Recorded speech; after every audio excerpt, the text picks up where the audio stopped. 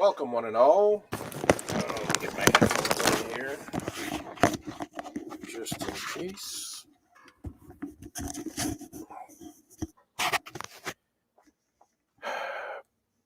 Good evening. How's everybody doing today? Just going to be doing a little bit of soldering and some connections as well.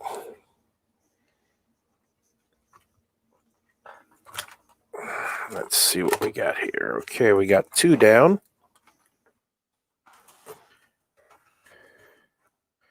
We're at the tail end of assembling one of our boxes here, so.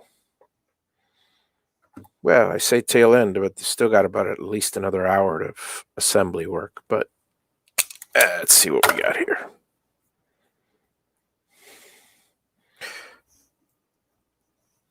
These are the 4 motor wires. How's it going, guys? Welcome, welcome. Hey, Chris, how's it going? I'm just figured I'd do an early one today just to get some soldering, or rather some assembly out of the way here.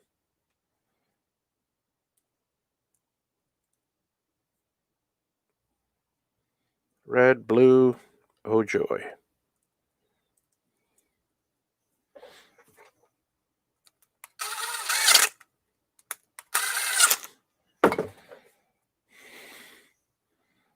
If anybody's got any questions, feel free to ask. If not, I'm just going to throw out my usual random thoughts. Alrighty. There's another one done. That's 3. Got 1 left. And then I'll start assembling the box. Or rather, sticking everything in the box. I've got everything all assembled.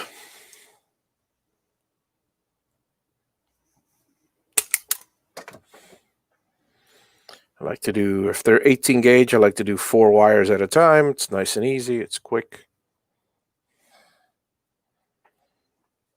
Let's see, where's my last one? 1, 2, 3, and 4. I soldered in my, or rather I connected my power cables here. And now it's just a matter of connecting the A plus and the A minus wires.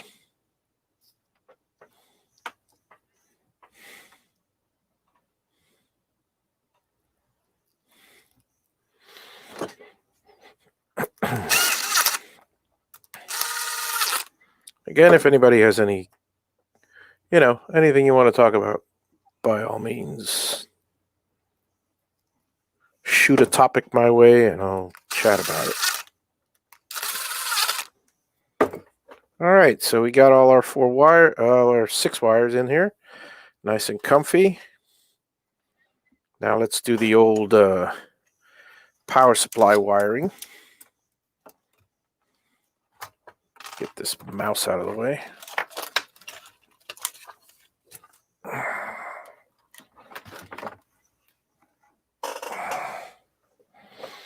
We have all our components here pretty much. I got over there, I got the fans.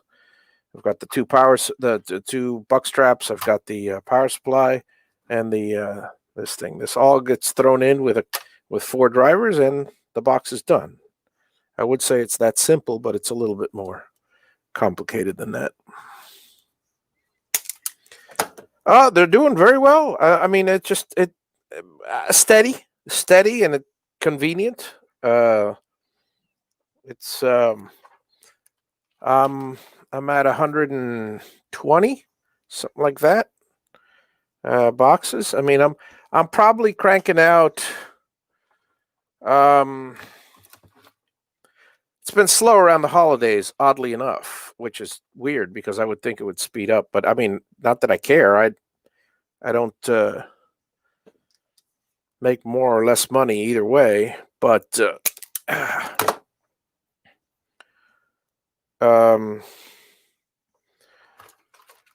it was, but it's pretty good. I mean, we're going on a year, and I've sold over 120 boxes. That's it was slow at the beginning, and well, it wasn't slow. It was regularly paced.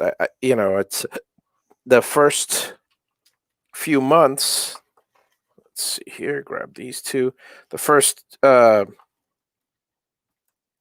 few months, I was only selling to Gatton CNC people, and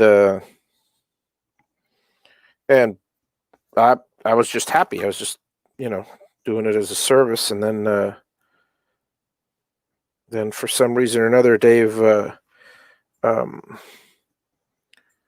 took me off the website and put someone else there. So I just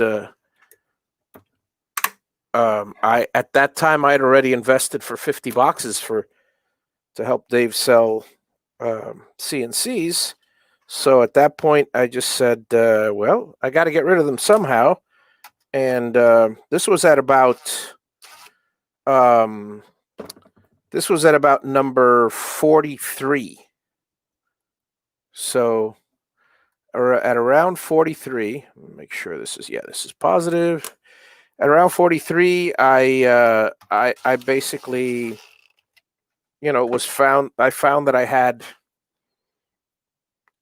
very close to 50 boxes because I had only just sold 2 of them, and I didn't want to get stuck with them. I was a little upset, but it is what it is. I can't blame anybody else. I'm the one who decided to invest the money, for the community's sake and make them a little cheaper. But in the end, it worked out well because the extra profit that I would have made with the boxes, it turns out what I ended up doing was it happened during COVID. So if you haven't heard the story, it happened during COVID, and then one of my my call center, basically, they had, well, it was we service a cruise line, okay, for a call center, and the cruise line was, well, let's just say they cut back to practically nothing on the help desk. So my guys basically were out of work, and they're scrambling, and got to help people where you can. So I told them, listen, if you want, a lot of them are very knowledgeable about numerous things, and I asked them, would you like to assemble these things for basically what I pay you for the call center, which is practically minimum wage, and then they said, yeah, money's money. And they enjoy it. Some of them actually just stopped doing the call center altogether because they enjoy the boxes. And, the hours now, I don't put in any time, except for right now, what I do is when it's somebody like this one is for George Rothfuss.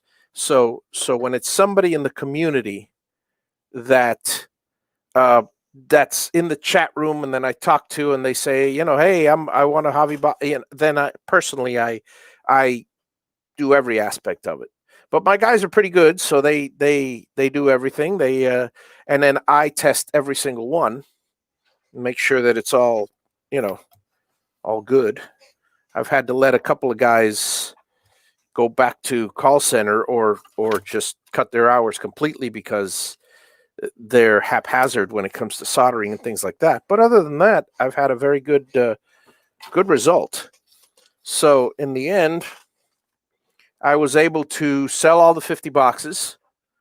And since things are going so well, I bought another 100. Sales wise, I there's a few avenues that, those kind of things I'm not going to put out here because, hey, if there's any competition, let them. It's bad enough that I already showed them how to make money. Well, they're not making any money, really. It's kind of stupid if somebody's duplicating my process because I'm not making any money. I'm just paying my guys.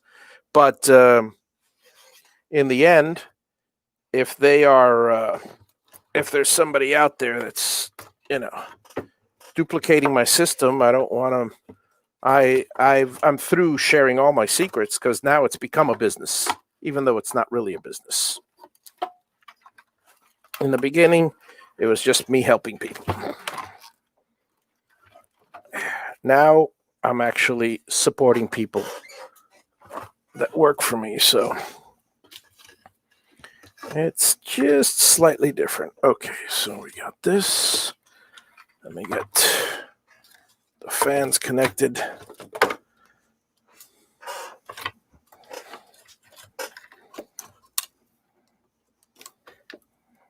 Sorry. Okay.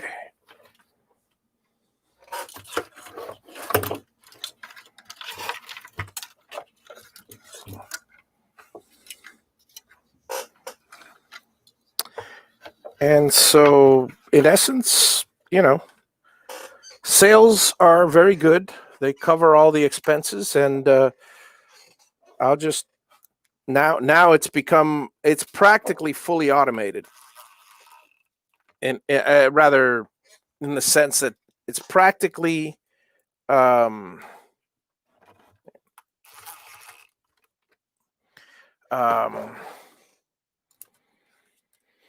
I practically don't have to do a thing. If I wanted to, I could just let this go, which is great because when I start building the house, I am going to let it go. But it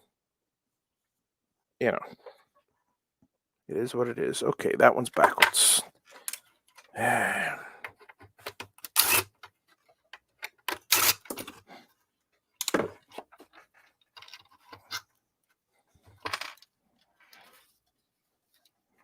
Always got to pay attention to what you're doing. I'm putting the back fan on, and let me see here.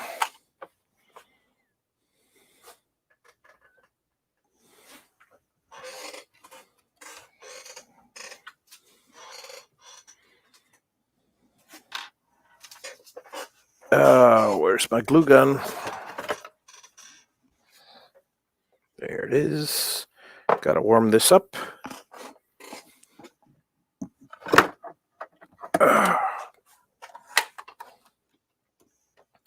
Yeah, there's a few components that. Hey, Bobby, how's it going? There's a few components that in recent builds I decided to use the glue gun. Like for instance, when I put the plugs on the on the drivers, when I put the plugs on the drivers, where's it? There they are. When I put these plugs on, they tend to pop off if mishandled. And I got to tell you, people, namely the oh God, what am I saying? The workers, the postal workers, tend to mishandle them. So that gets to be annoying. And I'm sorry I'm stuttering, folks, but it's difficult to walk and chew gum at the same time. And I definitely want to concentrate on what I'm doing here. All right, so shield always goes to the back. Nope, this one's a little tighter than normal. Oh, there it is.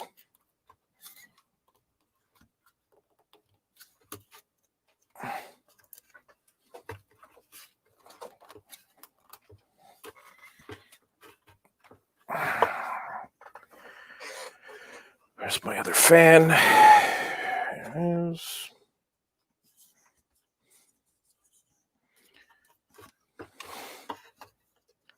How about you, Chris? How's everything on your neck of the woods? What are you up to? And Bobby, what are you up to these days? Let's see here.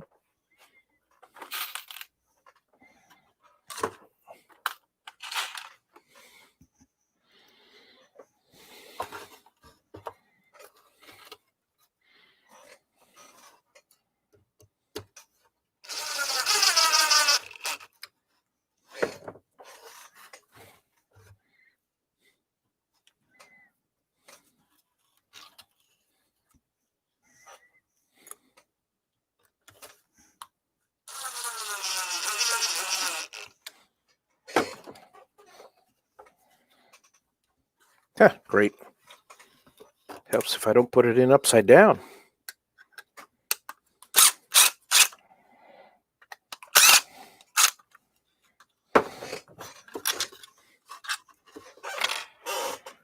Gotta love it. Gotta love it.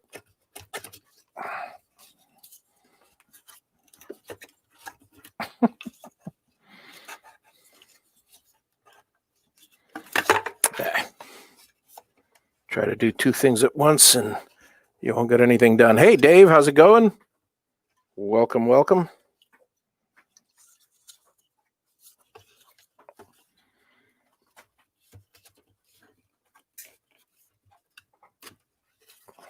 Just trying to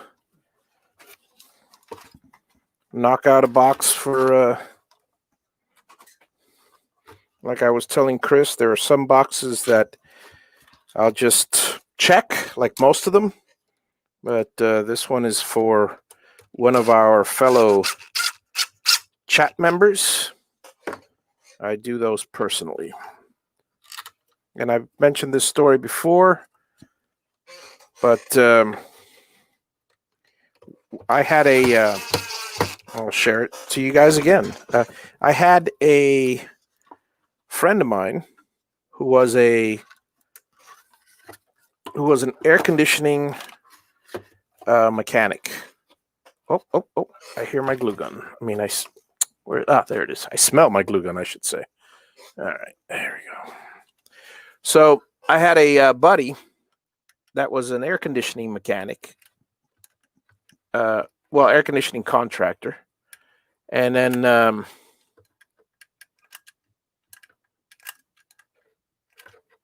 he ended up, he was always doing stuff, he would always, for his friends and stuff, he would always be there for us and put stuff in. And I was very appreciative, always. Because, you kind of had your own friend / your own, your own AC contractor. So it was fantastic, And then what happens? He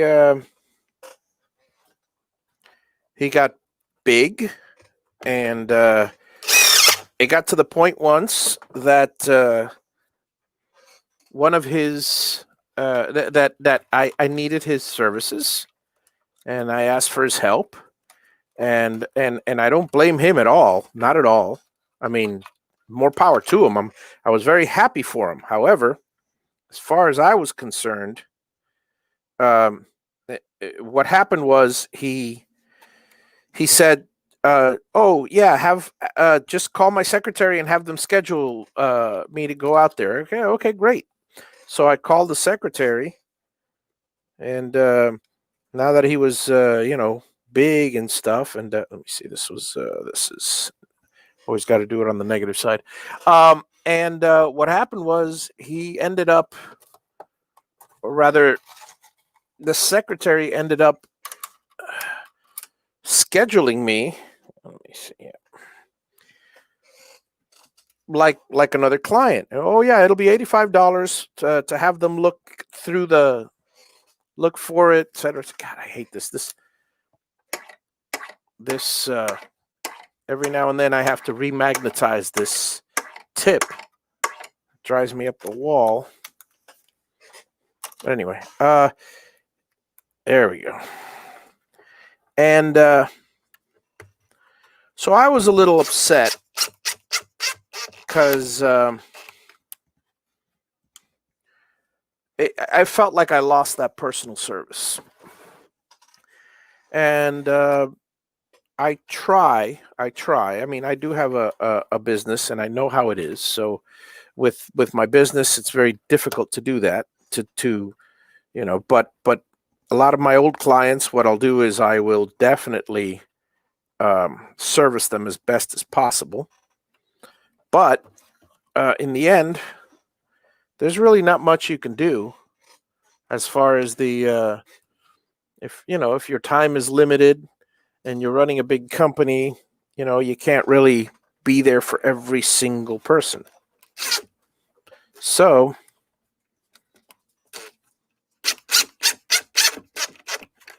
what ended up happening is has to be a little tighter.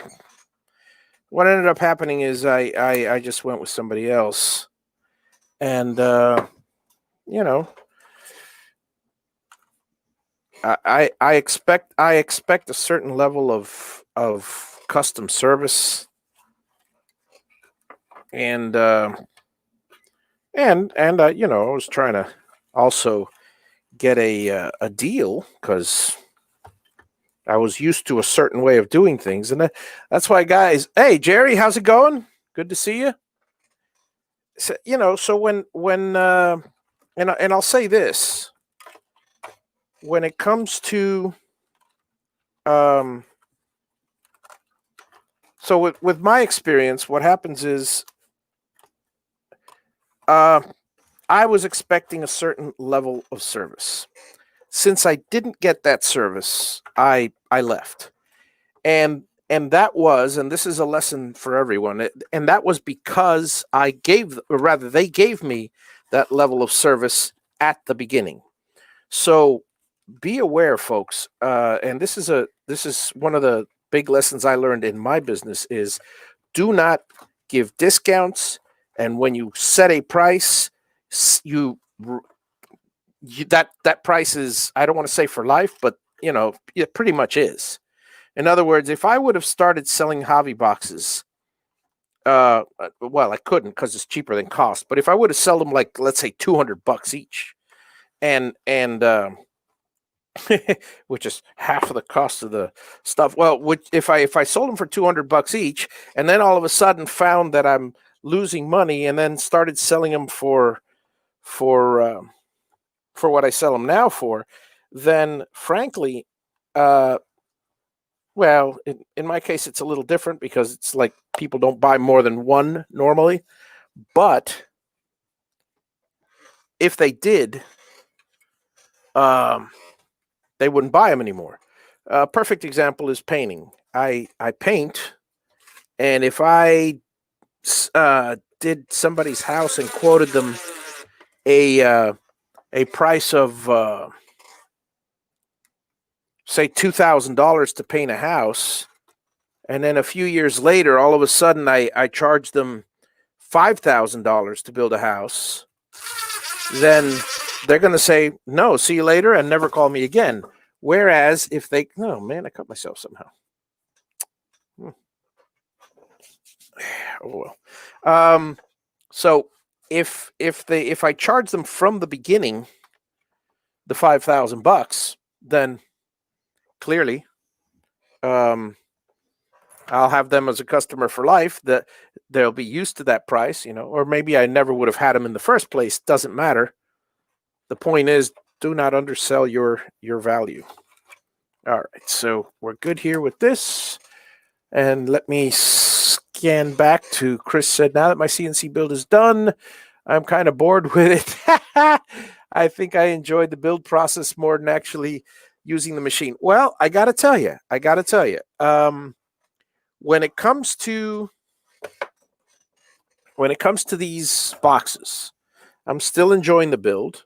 But then again, I'm at an advantage now that I got a whole crew assembling for me, and I don't have to do that much of a build. But let me see. Hang on, I'm missing some. There they are.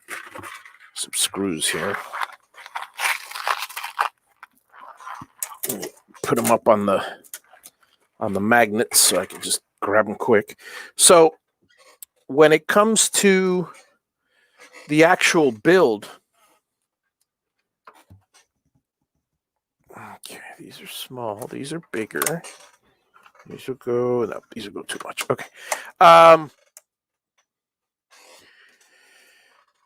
I got a crew that's building stuff now, so I don't really have to worry too much about you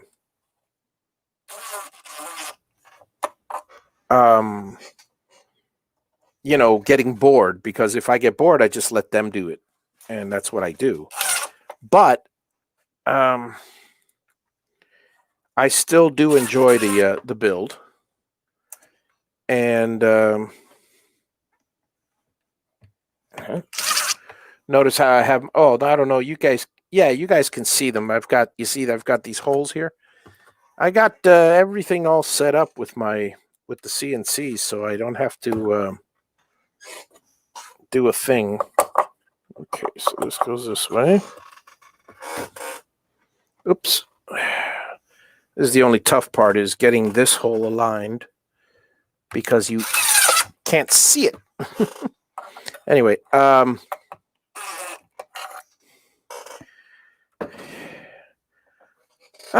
I gotta tell you,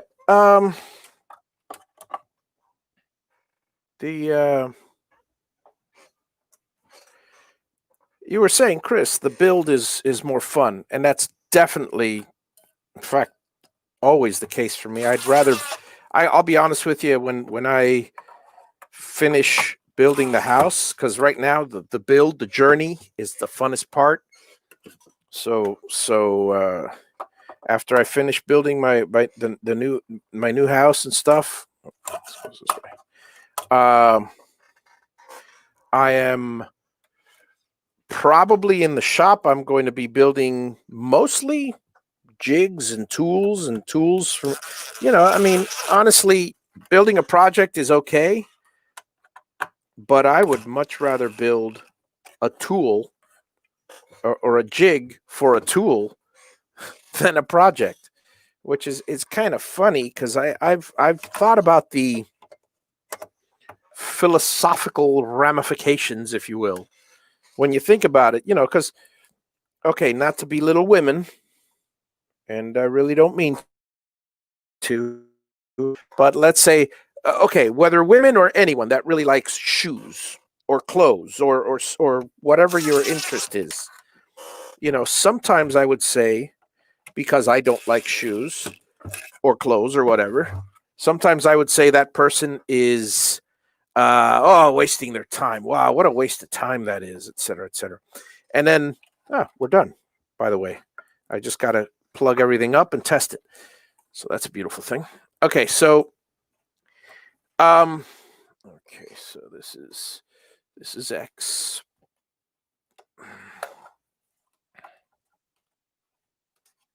Hang on a second. Let me get these wires unraveled here. There we go. All right. This one is X. This one is Y.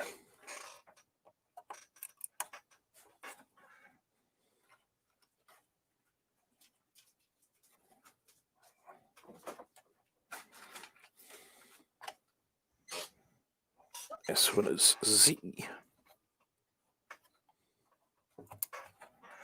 This one is, sorry, that was XZ. This is A, and this is Y. Anyway, so what I was getting at is, this is Z. Can't think and chew gum at the same time, folks. So again, excuse my pauses. What was I saying earlier? I was saying that it's, I would oftentimes, I would have a problem. It was my own problem. It's not their problem. It's my own problem. Is I'm thinking of, how in the world can anyone justify spending X amount of money on clothes or X amount of money on shoes? And my reasoning is, it's not productive. I didn't get stuff that wasn't productive. It was a little frustrating, because, if it's not productive, it's well, what good is it? Yeah. I mean, I get it that people like stuff. People like, hang on, let me, I'm getting ready to test this, so I figure I'll put you guys here. People enjoy certain things, and that's fine. People can be hang on.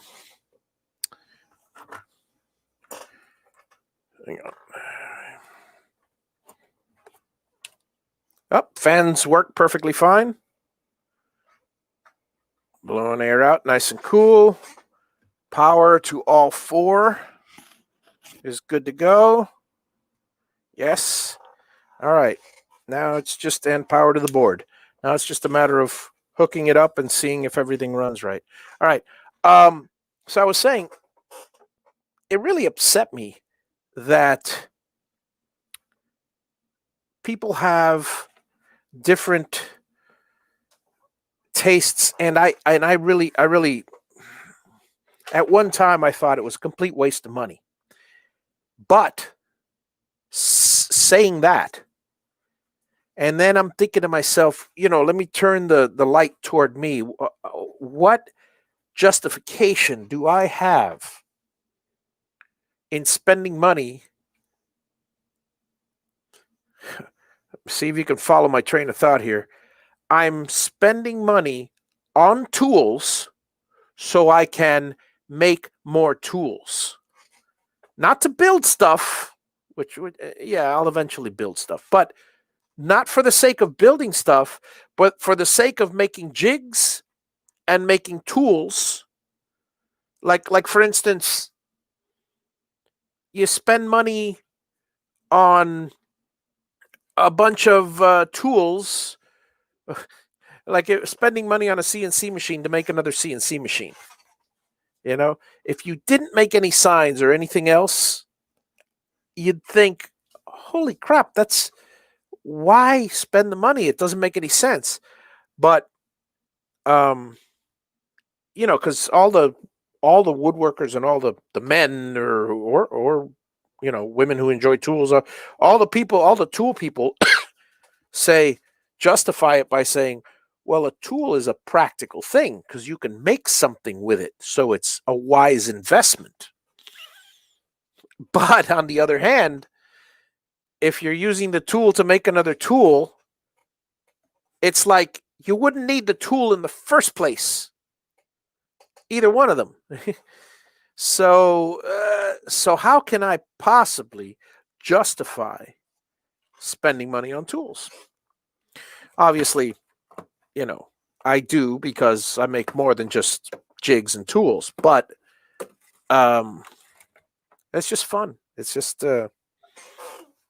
pondering the what's the matter, Poochie? What's the matter, Poochie? There's my dog. What's the matter, doggy? You want to go outside? You want to go outside? Huh? Come here. You want to go outside? Come here. You want to go outside, huh? Yeah, okay. Oops, sorry. Let me put the dog out. She's cooped up. All right, go play. There you go. Go get that lizard. That dog is half blind. She sees a lizard, she runs straight for it.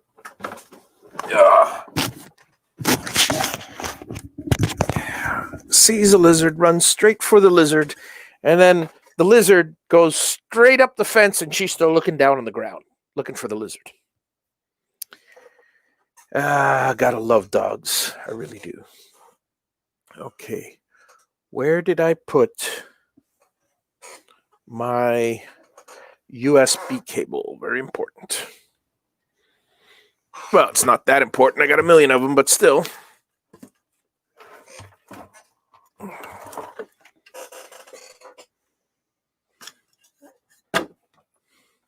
There you are.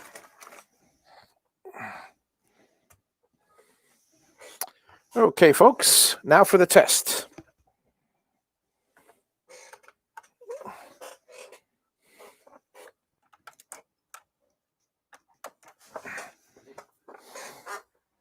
I'll just use the one, wherever it is, the one motor.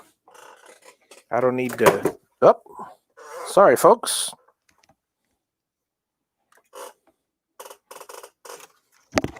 Losing the camera here. I'll get you back in a second. There we go. Oh, when loading the two files in the JaviBox, the DDL and USB, Yeah. Do I mean copy and paste? Yes. Yes. I'm sorry, Bobby. I didn't see your question earlier. Yeah, the two files in the JaviBox files, the instructions in the FAQ will tell you exactly where to place them. In the profiles, place one of them in the profiles and the other one in the Mach 3 folder. In the just straight in the C drive Mach 3, and the other one is C drive Mach 3 profiles, I believe, or plugins. Plugins. I'm sorry. The other one's the plugins. So the JaviBox M1 USB goes straight in the Mach 3 folder. That's so when you open up your that's the file you open up.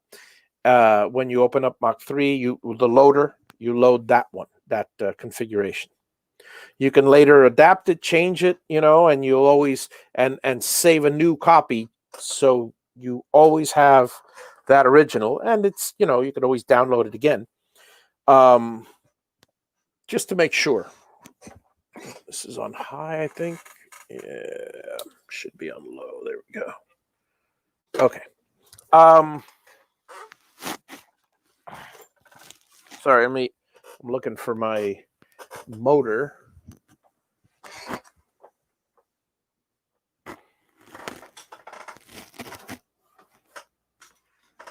There it is. There. All right, folks. It's time to turn everything on and see if everything works. So here we go. Power on. Reset.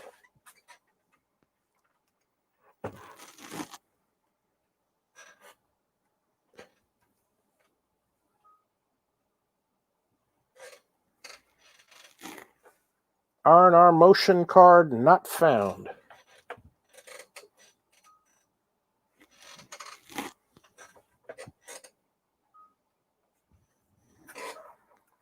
Oh, I can't believe. I think I might have loaded a... No, that can't be right. Let me see.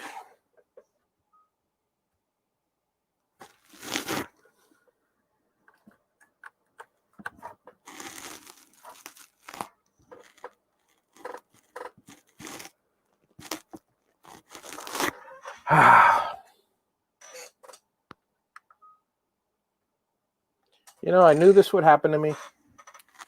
Somebody sent me back. Somebody sent me a JaviBox, and I don't know if it was through their fault. I'm assuming it wasn't, but I tested it when it went out. The card was burnt out. I told them, "Nah, don't worry about it. It was out of warranty." But and I took it out and replaced it, and I didn't mark the bad board. So now I think I just installed the bad board in this one. So, well, it's a quick issue, quick fix, but it's not that quick. But hey, we all make mistakes, right? There we go again. Here, I'll show you guys as I'm doing it.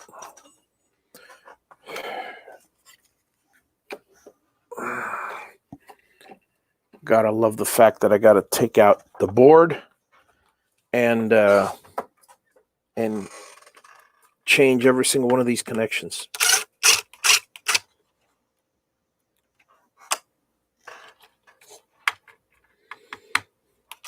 At least I don't have to disassemble anything else, right?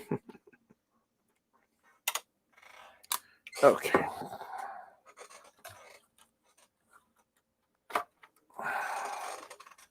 Let's see if I can... Yeah, I should be able to... Yeah. I could take the board out and work on it right here.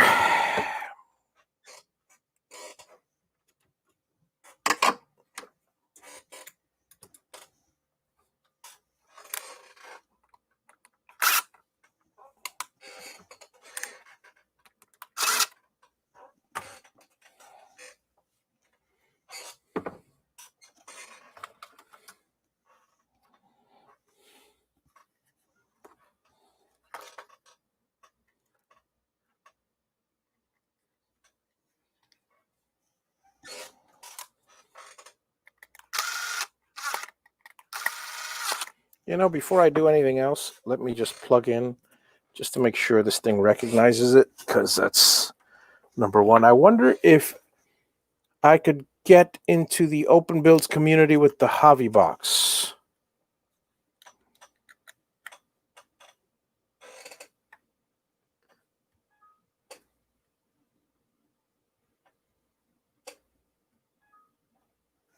Says not recognized. Okay, it may not be the card. It may be the plug. It may very likely be the either the cord, which I will double check now, or the computer. I got to reboot it. Give me a second, guys.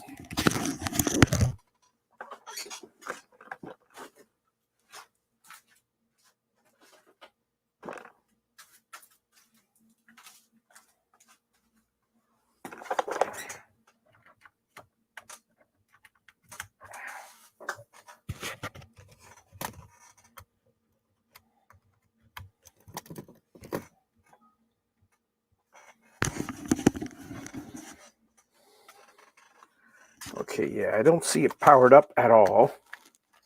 Either one, so I have a feeling it's not the it's probably the computer. Let me reboot the computer.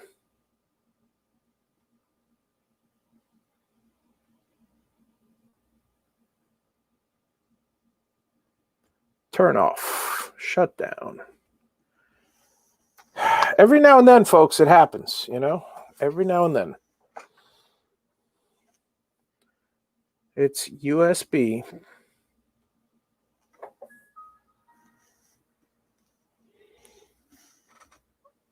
I wonder if you wonder if I can get into the open builds community with the JaviBox. You know, I've been considering for a while, Chris, but it's not quite ready for it. I've been considering just selling the JaviBox as a kit and just throw everything in there and let people build it. The problem with that is there's still a lot of soldering involved. So, you know, the screwing part is fine. That's not an issue. But the soldering part gets to be a problem for a lot of people. If I could make it in such a way where the only thing that they have to solder is solder wires together, or possibly a terminal strip somewhere, then that might be advantageous. Then I don't have to do any work at all. Well, I have to make the boxes, but yeah, I've toyed with the idea, and I kind of don't like the idea because, well, number one, people actually want the box, the controller, all built for them. That's the whole reason people buy. You know, in fact, that's the reason I sell so many of these, is because not just the fact that I make them, but that I fully support them. So it's basically like getting a lifetime guarantee. You're gonna get a box, you're gonna get a controller that is never ever gonna go bad, in the sense that if anything happens to it, people just pay shipping and I'll fix it. And obviously, if it's a bad board or a bad this, I'll charge them the cost of the board, but I won't charge them any fee. So, you know, that's a plus. Yeah, lifetime of labor, if you will. Okay, this Windows is not shutting down, so I'll just shut it down manually. And here we go. Yeah, something happened with the computer. It's a little tiny. I mean, look at this thing. It's a little tiny Acer that I have here that I use to. It doesn't take much to run one of these things.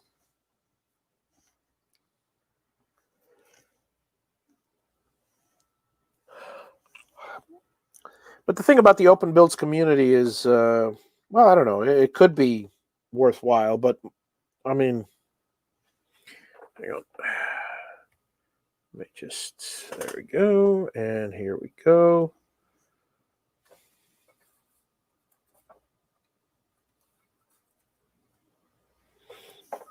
The thing about the open builds community is most of the people want to work cheap. And CNC is not cheap in any regard. I mean, granted, building machine that costs $1,400 that'll do the job of a $10,000 machine is cheap, but still $1,400 is not cheap. Hey, Paul, how's it going?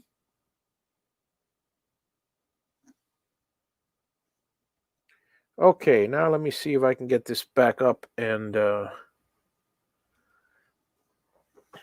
see if it was the actual board or not.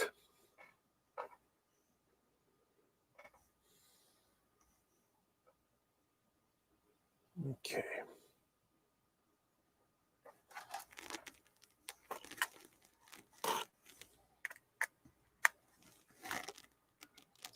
Okay, I got a good signal now. You see, look at that. Okay, so you see, I don't know if you guys, yeah, you guys can see it blinking there. You see that? That is the USB. That is when I plug the USB into the board, that little dot has to blink. All right. This little dot over here, you can barely see it, but there's one over here. There's another LED over here. That blinks when I put the power in. So okay. As I reset, everything is perfectly fine with that box. Let me try again. Yeah,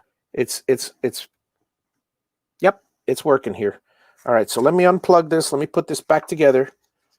I thought I made a mistake, but I was incorrect. I thought I made a mistake, but I was wrong. It's good being perfect. Yeah, right. At least I know that I didn't mess up and then on the box. I mean on the yeah.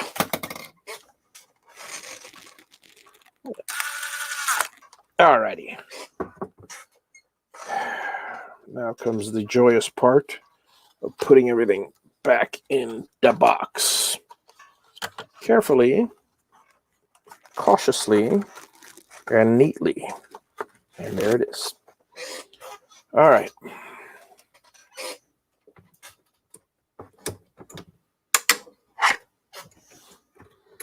Soon we shall go back to testing.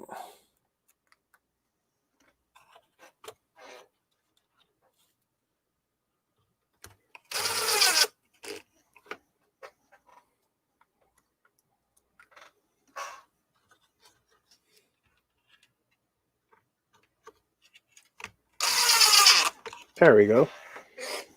All right, let me move the camera again because it's testing time.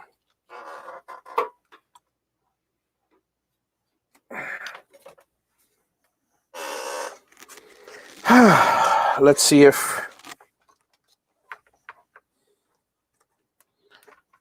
See, for you guys in the CNC community, if something goes wrong, remember, repair method 1A always works best. Reboot. All right. Here is my power, this thing. Reset. Good. And power on. Reset. Okay.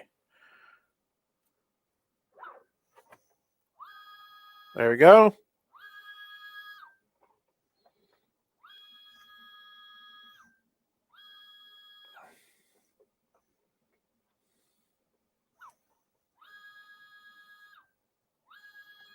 That is correct.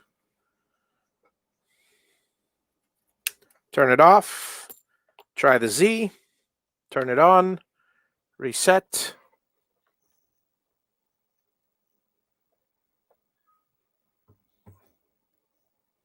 Okay, Z is not functioning properly.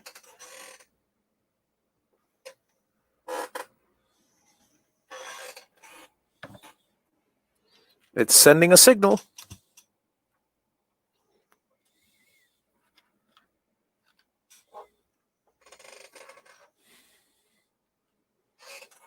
I'm seeing the signal. Let's see.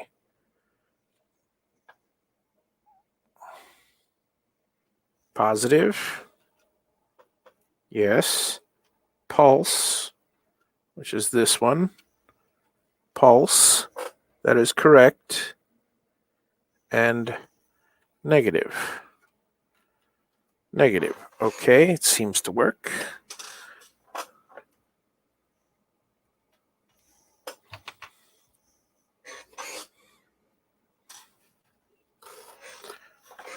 Are these connected properly?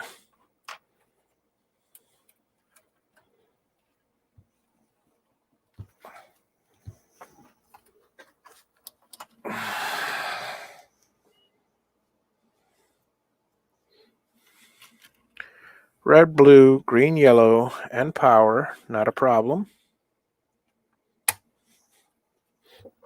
Plug it in all the way.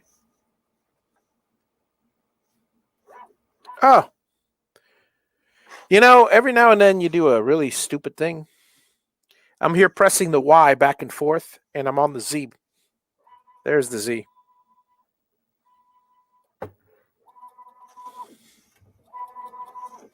All right. We got that. That's relaxing. Okay, now the Y. This time I will do it right. Okay. There it is. There's the Y. And now the A. Good. Okay, folks. All 4 motors work. Now comes the fun part. Seeing if the inputs and outputs work. So, I have my little test thing. You guys have seen me do this before. Red, green, and blue. And there's my little test box. All right. Power on. Now for the... well, I know it works because it did it. Okay, go to diagnostics. Number 1, yes. Number 2, yes. Number 3, yes. Number 4, yes. Perfect. 1, 2, 3, and 4 work perfectly fine. And now, M3, red light turns on. M4, that should turn off, that should turn on. There it is. M5, nothing. M7, that one. M8, that one. M9, both off. Okay. M3, enter. S, 24,000. Bam! Boom! We have 10 volts exactly, which is rare because usually it's plus or minus a little bit. But I like that. S, 12,000. 5.1. Perfect. All right. So, folks, George Rothfuss's box is confirmed to be tested and working. I will, of course, put it all together, put all the wires in, put all the thing in, and test it again. But in the meantime, it's good to know that this is one of the ones that, you take your time and you do things right. It works.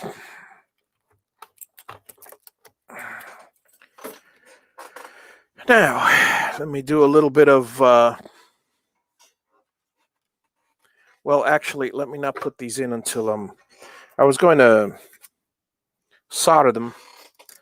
Rather, I was going to hot glue them, and then I thought, well, let me not hot glue them yet because I got to organize them first. All right, so... let's take all the plugs off first, these.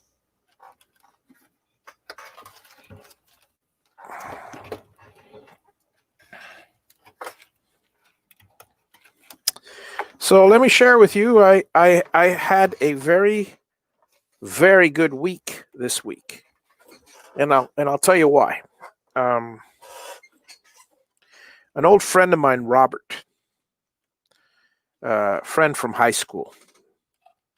All right, a dear friend.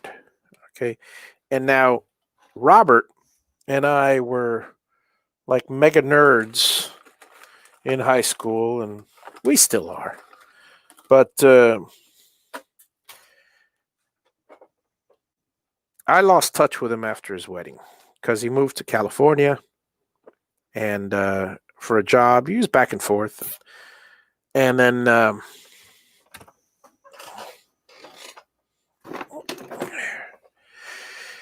and so sorry, folks. Just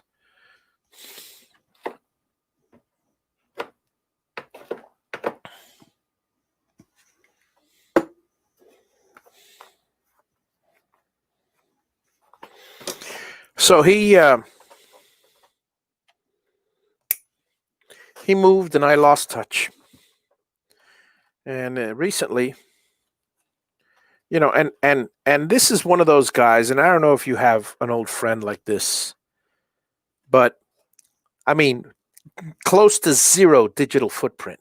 I mean, really zero digital footprint. Unless somebody talks about him or writes something about him, he is non-existent in the world.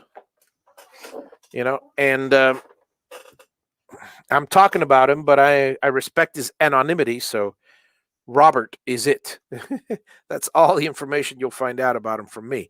But I was so happy because this guy is a dear friend. And recently I searched and I've been searching for like 10, 15 years. I mean, I haven't spoken to him in, I want to say 20, 25 years. And then, so what happens is I went to Facebook, as we often do, and I found I knew his wife's name. I found his wife on Facebook, but also she's not a big Facebook person either. But recently she's been on a couple times. 2 years ago, I sent her a Facebook message. Hey, if this is the same such and such person who's married to Robert such and such, please, I'd love to get a hold of him. I went to school with him. I don't know if you remember me from the wedding, yada, yada, yada. And then that's it. And 2 or 3 times I had sent pretty much the same message in case it might have gotten deleted or whatever. Well, she responded last week. I had the longest conversation with him yesterday. I mean, she gave me his number and I called him up, and I'm so happy. He's living back here, and he's back down here again, and he's up and down, So I'm overjoyed. I had a very good day yesterday, or rather the day before. But great day. So, I mean, there's still 2 or 3 friends from high school which I dearly miss, and I hope I get a hold of them, because there's still a few that are out there that, again, you don't know if they're dead, you don't know what the situation is. So I'm,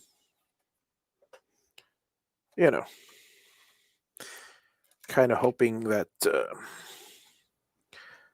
that eventually we catch up on old times. So I'm looking forward to seeing him in person. I mean, that's the whole thing. Social media is great and stuff, but nothing like person to person, particularly for old friends. I don't know if you guys feel the same way, but I certainly do.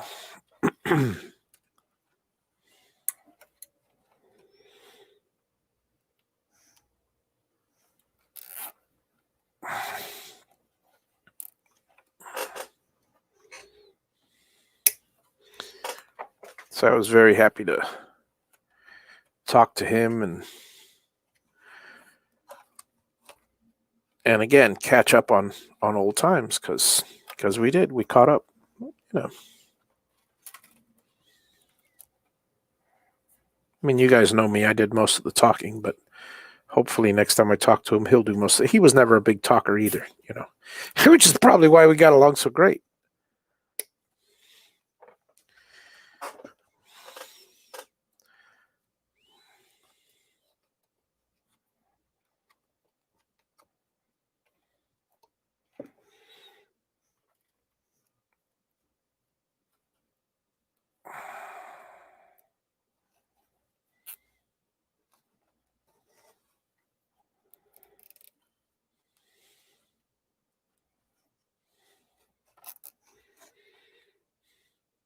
Well, Jerry, if you're still out there, which I don't know, I doubt you are, but if you're still out there, how you feeling, bud?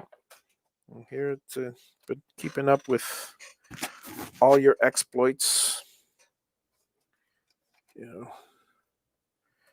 So one nice thing about social media is that you can always you don't actually have to see the person or talk to. I mean, it's not a good thing, but it is kind of, because the people that are not your immediate family or closest friends and stuff, but you still consider them friends. You can keep up with their lives and stuff, and even old friends, that I wouldn't see on a regular basis, but it's nice to know what they're up to. It's nice to know that they're doing well. I always like to hear that everybody's doing well. It's sad when something happens. Okay, so this.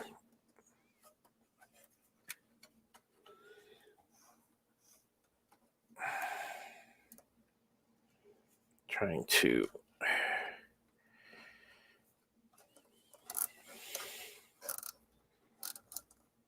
Okay. Hey, wait a second. I don't know why I'm doing this. I actually bought a zip tie gun.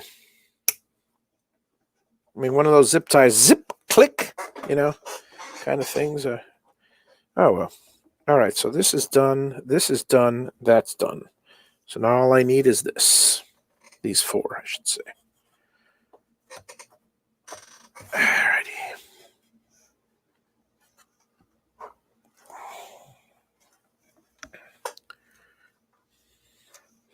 So yeah, Chris, I definitely agree with you. The build process is much more fun than the actual build.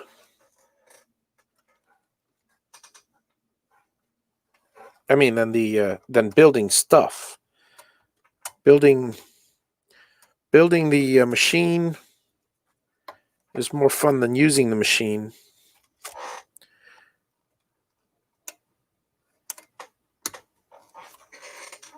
And but I'm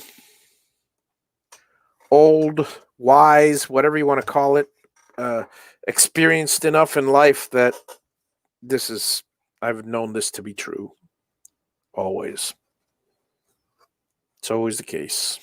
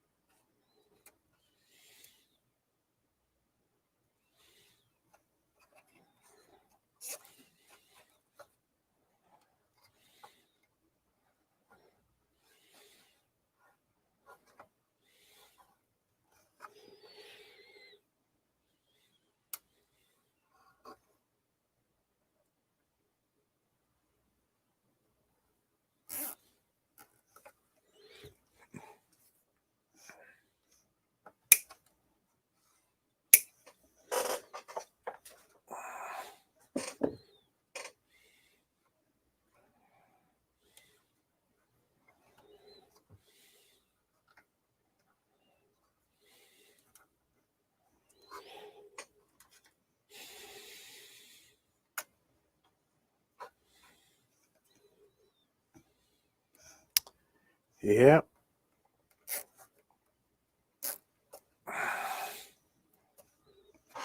Neat and complete. There it is. It's done.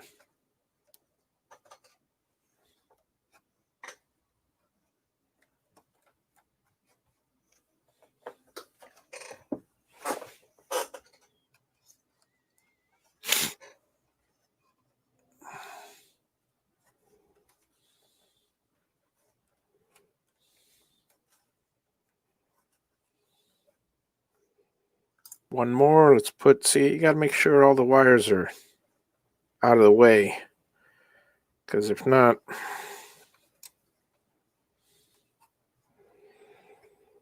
all of a sudden the customer calls back, hey, why is this making noise? Like, brrr, like something's hitting the fan. Well, because somebody wasn't careful and it is hitting the fan. You don't want that. All right, folks. Now we do the old glue thing.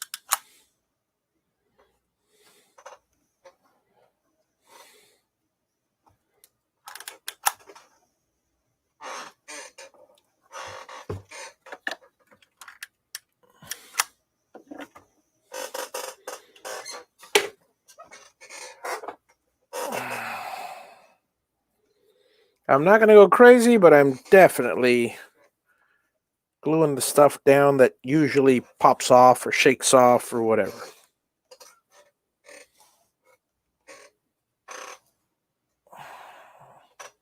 All right.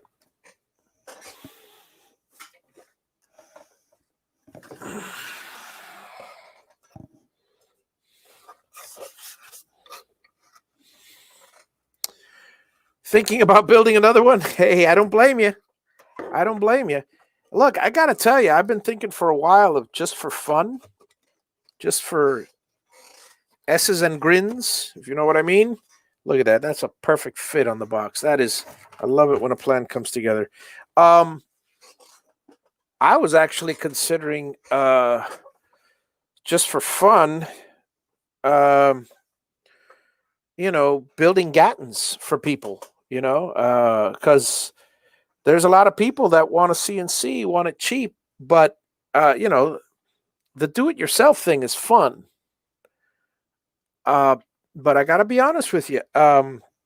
When I bought mine, I bought my Cam Master, okay, because I was a little afraid, had some trepidation about building my own, and I got a history. I got a history of starting stuff and not finishing it. I mean, I not anymore, but I had a big history of that. So I was a little afraid that it might be too complicated, and when I'm a little scared of something, I put it off. I procrastinate. And the last thing I need is $1,400 worth of parts, like many people have done, because I know this from talking to Dave so often. $1,400 of parts just sitting collecting dust and then throw them away later. Never finishing. And I thought to myself, let me get the Cam Master. It's all, $10,000. It's just 8 times the cost, but hey, it comes in one piece. It's all ready to go, turnkey and stuff. The funniest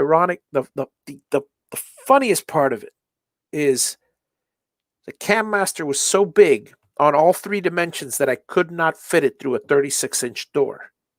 So I had to actually take it apart in 3 pieces. So in the end, I ended up building an already built unit. Now I didn't take it apart that much, so it was already wired and everything. But point is, once I had the unit and used it for a good amount of time. Hey Jeff, yeah, I hope I finish my house before I retire too. The once I used it all,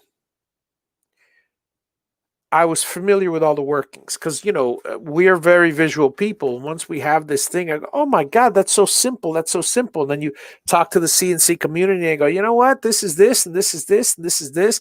Then I opened up the box and I saw all the components and I go, oh my God, that's so simple. I could have done this for a lot cheaper. But it wasn't until I had it in my possession. So, following that line of thought, that train of thought, if people out there need to have a Gatton built, now granted, the hardest part is the shipping. Because, I mean, I'd gladly go drive it over just to take a road trip, but somebody's got to pay for my gas. And getting out of Miami, getting out of Florida is right there is $200 of gas each way. Well, maybe not that much, but about $100 in gas, $200 total. And then add on, so you're probably looking at $400 or $500 in gas for me to go just about to the eastern half of the United States. But I'm happy to do it. Build somebody a CNC and unload it at their house, a Gatton. Obviously paying Dave for the parts. Actually, probably what I would do is have the person buy it from Dave so they're on the record and then ship it to me. But either way, ship me the parts. Either way, it's I was actually considering pricing out a whole entire Gatton build already pre-built. But anyway, yeah, because they're fun. They're fun to build. But they're fun to build when you know how to build one. It's like these boxes. I've built almost 100 of them. So, I mean, I've sold over 100, but I haven't actually built all of them. So, that's it's a fun build. Okay, now, there it is. I need my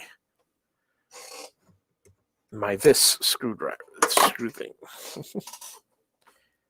Putting in the last of the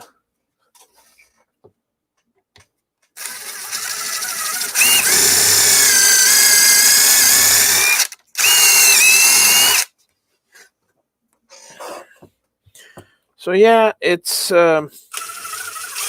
I agree with you, Chris. It's fun to build. Problem is, there's no point in building one if you're. I mean, why are you going to have 2 or 3 if you can only operate one at a time and you can't even, for yourself, it doesn't make any sense to have more. But then again, it doesn't make any sense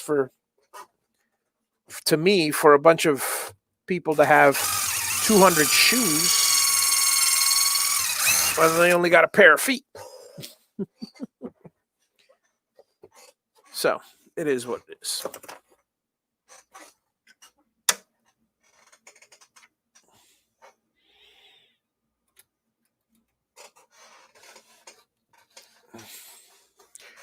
Oh no, that's the point, Chris. Yeah, exactly. I might be on the do not sell list, but I don't care about that because I wouldn't be buying the machine.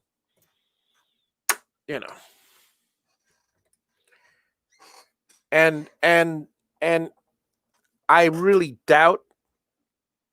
See, Dave may have taken me off his blocked me from his Facebook group and his YouTube page. That doesn't mean I can't get on. I've got 3 or 4 aliases that I watch him on, so it makes no difference. Really, it's kind of, kind of silly, really, when you think about it. But as far as there we go, my screws.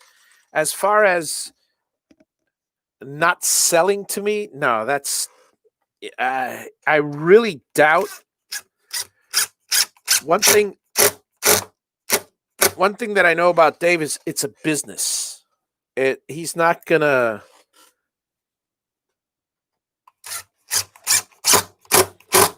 I've really underestimated him if he actually wouldn't sell one to me. That's kind of, first of all, I would never do this. But I've already got all the designs in the computer. It's not hard to do. There's a few people that do that. There's a few people that have said, you don't have the support of the community, but of the Gatton community, but I am the community. I mean, so it's like you kind of don't need the support of the community if you're one of the heads of the community. But on the other hand, like I said, I wouldn't. I'm not that person. I wouldn't. You know, if I was actually, and I'm not in any way, shape, or form angry at him. I miss him as a friend dearly, and I wish things would be back the way they were before. I'm still puzzled as to why things went the way they went. It was all done through text. There was no face-to-face conversation, and and that's the worst. That's the worst because people don't interpret people's true intentions and true words when it comes to text. But he's also going through some rough times. I mean, I know his dog died recently, and I sent my condolences. I haven't heard word about that either, but I truly feel for him because I know how it is to own a dog and member of the family, and that's rough. So, and I don't know what else is going on in his life. I can't speak for him. I miss him dearly, and it's a shame, but it is what it is. He chose to go out on his own, or rather, isolate himself from me. So it's, and I still do not fully understand, and probably never will. I never will because he doesn't communicate to me. But as far as whether, and like I said, I'm not angry at him in any way, shape, or form. And if I was, I wouldn't go against him either. Hey, Dirty Knobs, how's it going? Now, if I was a vindictive person, then I would probably,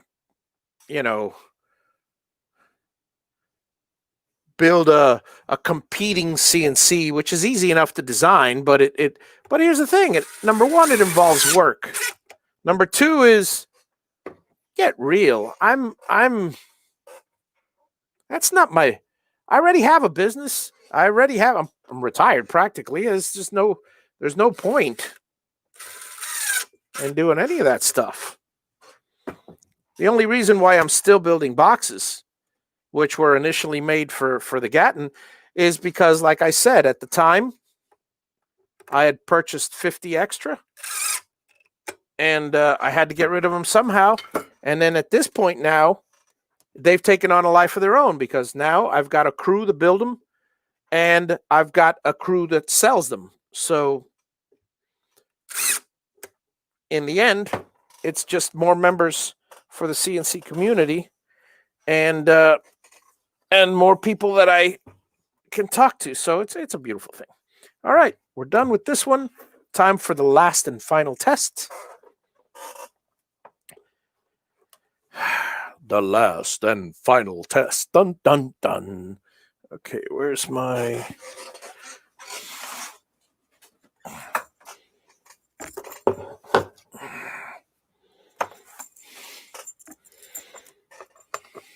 And my other... one of these days I got to get these things all... Well, when I build a new shop, I'll put a bench in for them. There's only 3 testers like this in the world. And all 3 are mine. 2 of them are in my production place. Okay, here we go, folks. Power on. Fans are running, no noise.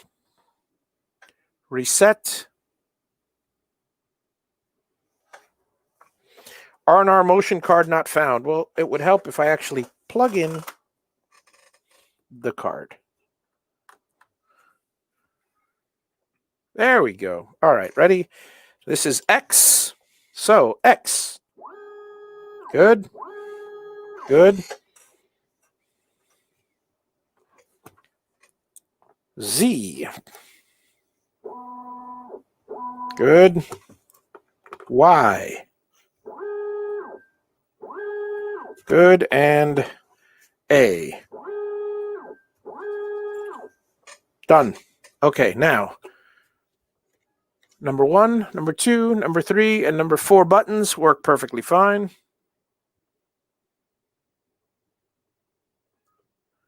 And M3. Enter. Good. S24,000. Good. Up to 10. Okay.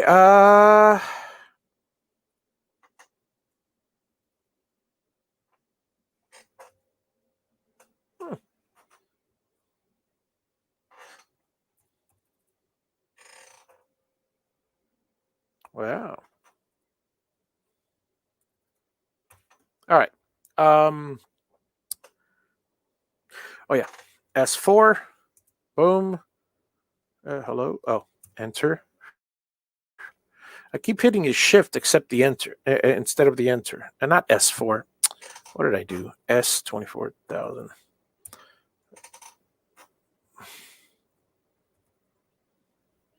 M4. There we go. Second one. M7, M8, M9, M5. Done. It's a Wabi. Yep. A Wabi. I like that. Work hobby. All righty, folks. This one is done.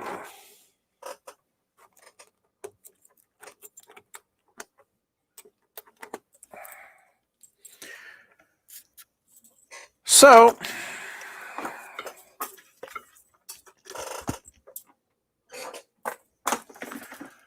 let's see if I do the, where's that other one that I had here?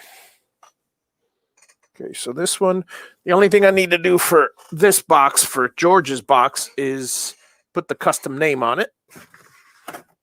And other than that, George's box is done. All right. Oh, no, it isn't. I need the two. Ooh. Very important. Everything happens for a reason. Look at that. You see these things, folks? These things are very important. These are the mounting screws. Yes, folks. I even go through the trouble of including mounting screws for my customers, because I also include 6mm nuts and brackets. For those of you that have a JaviBox, you know. And the reason I put mounting screws in it is, nothing, convenience. Let people mount their boxes, and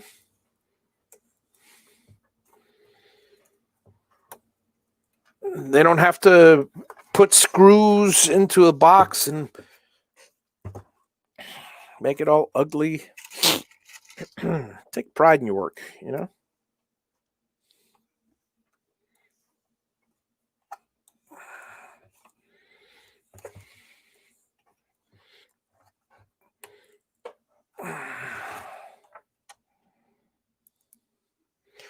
But when I was on Dave's website, I probably sold an average of about maybe 2 or 3 a week, maybe 4. So I mean, I'm glad that guy, I forgot what his name is, Stacy, I think it is, the guy from the G3. I'm glad he's selling components and stuff. I mean, I haven't heard any bad things from his customers. So, but I don't know most of his customers because they're all newbies. But I mean, I've heard from my customers, and they're all ecstatic. They're all happy. They're all. In fact, I've been meaning to put testimonials up on the website, but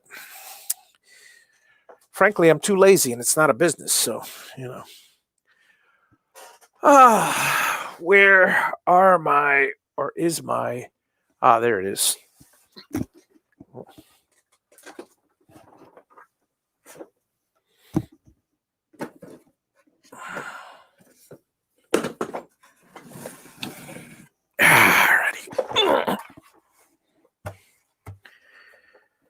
Let's see if I can get this one up and running.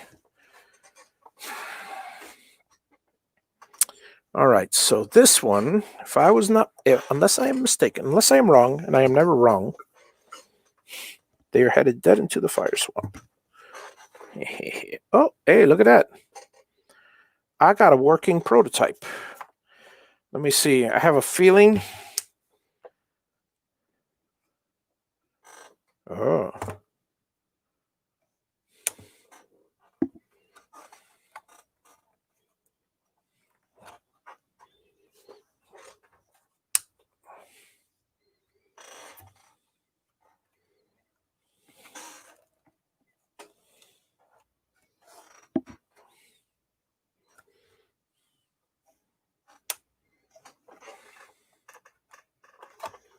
I have a feeling it's a bad power supply.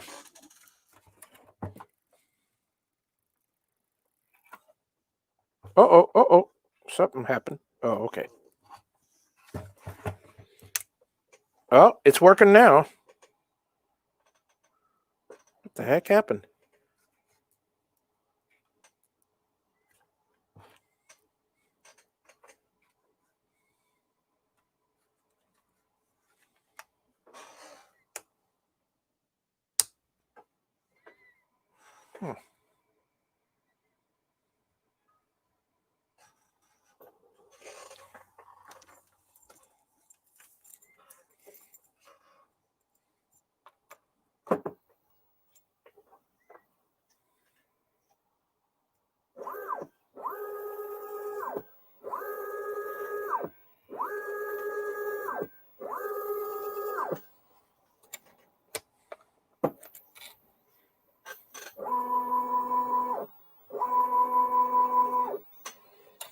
These are fine. I don't know what's wrong with this box.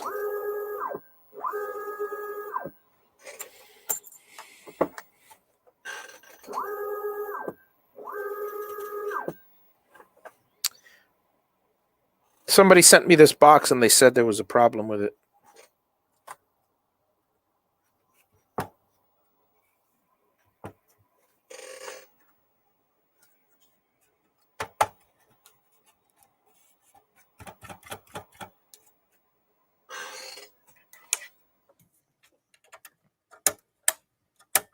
But there is no problem with it. Let's check the other. That's what I was thinking, loose ground. But I mean, not ground because this thing's power supply.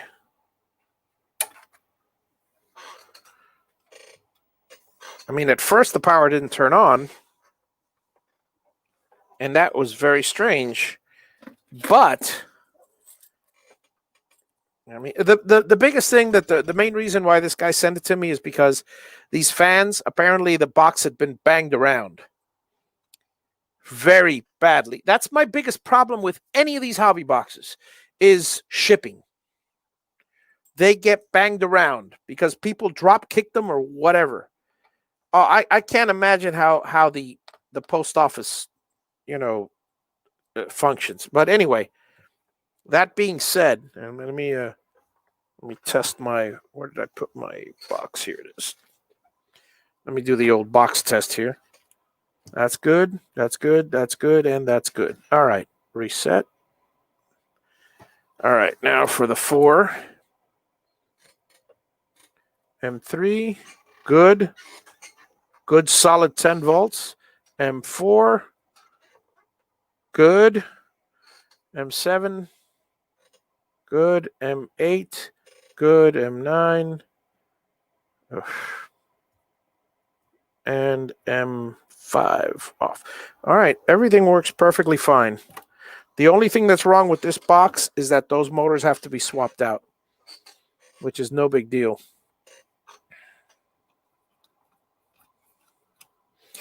So like I said, they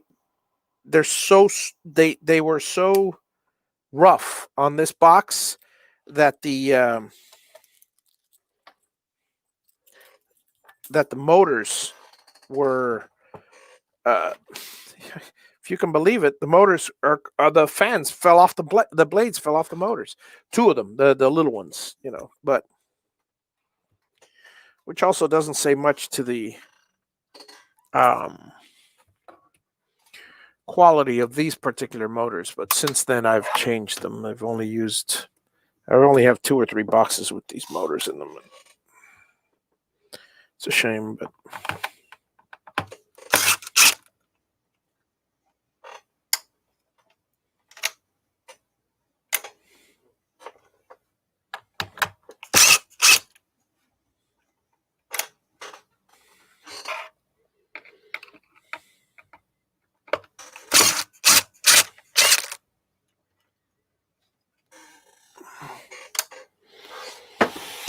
All I got to do is the motors. Unfortunately, everything's all wired up, so this is the worst part, is that I actually have to unclip, and then reclip the wires because just to change the motors.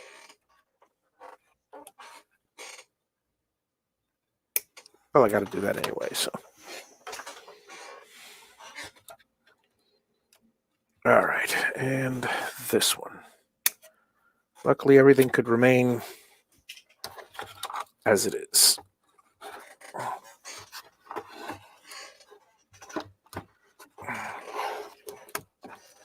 There we go. Nice and easy to get to.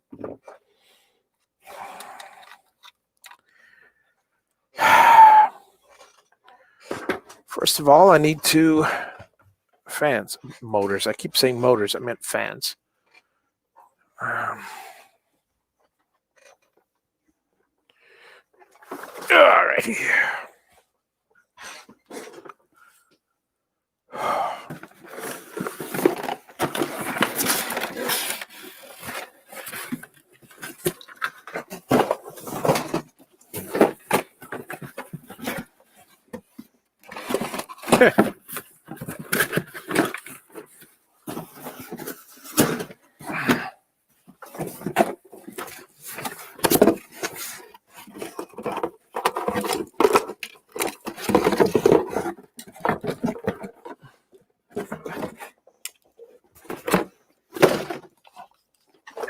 Two fans coming up.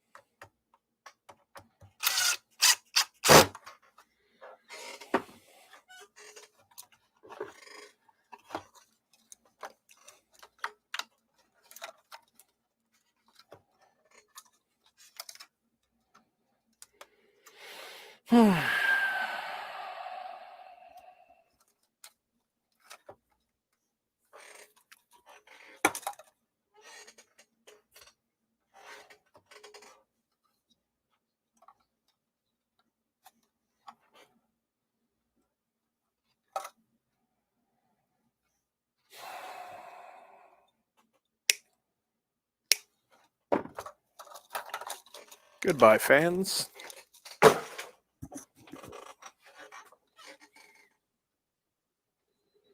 Hello, new fans.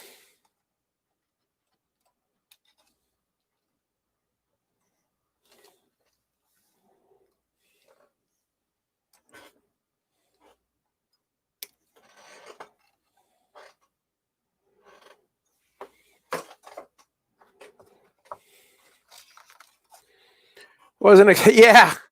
Yeah, Mike. I'm just trying to get a couple things done here. I was going to do these last night, but my my father called me over to his place because he he bought a new range, uh, a new oven, whatever oven range, and what had happened is the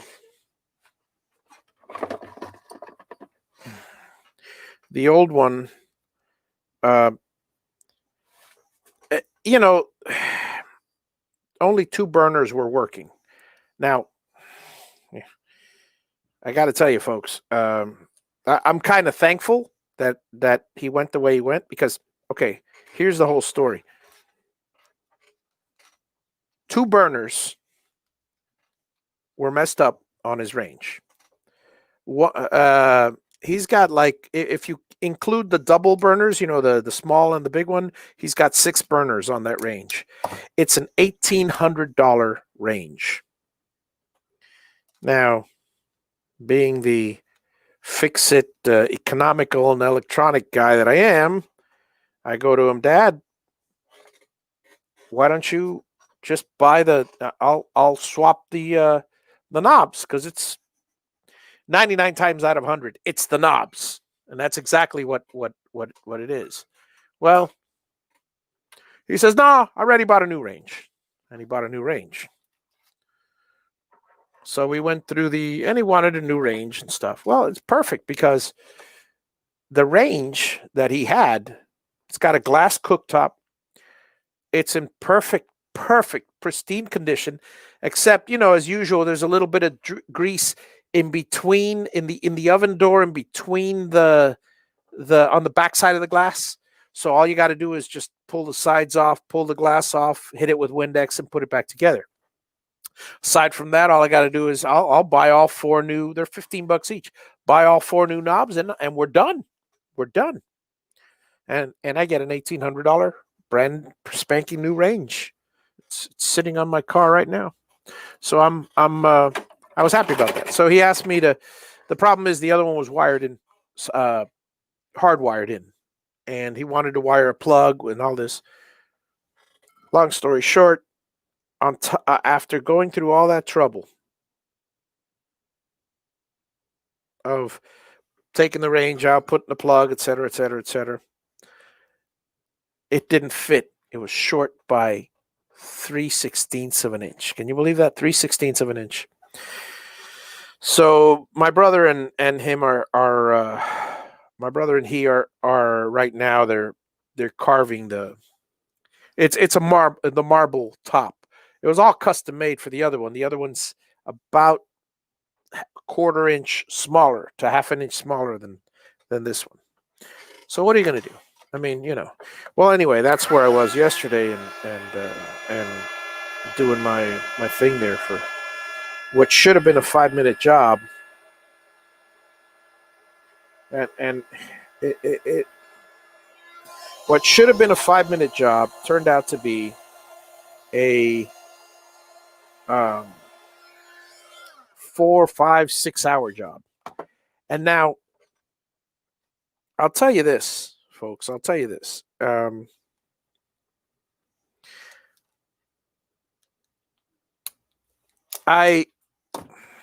Like I said, it should have been a job. The reason why it should have been a 5-minute or a 10-minute job is I should have gone there. I went with my electrical tools.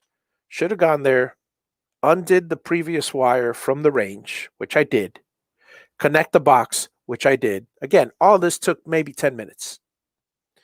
And we should have just plugged in the range and have a nice day. But it's like, oh, I'm missing a nut for this, for the connector. Oh, I'm missing a connector. Got to go to Home Depot and back. I'm missing. And then all of a sudden, then comes the fun part. We got to cut this. Okay, well, I have a grinder, but I don't have a wheel. I have a I have a sanding wheel, and then there's all the wood that has to be cut, and then I have an oscillating saw somewhere, and then we go half an hour looking for an oscillating. You know, the tools when the tools are not in their place, guys. And I mean, I cannot stress this enough. Time, which to me is, I'll call it the biggest enemy, but time is in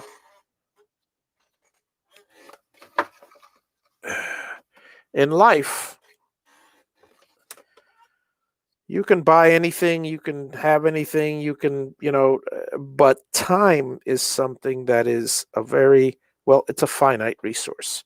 You all know that. And so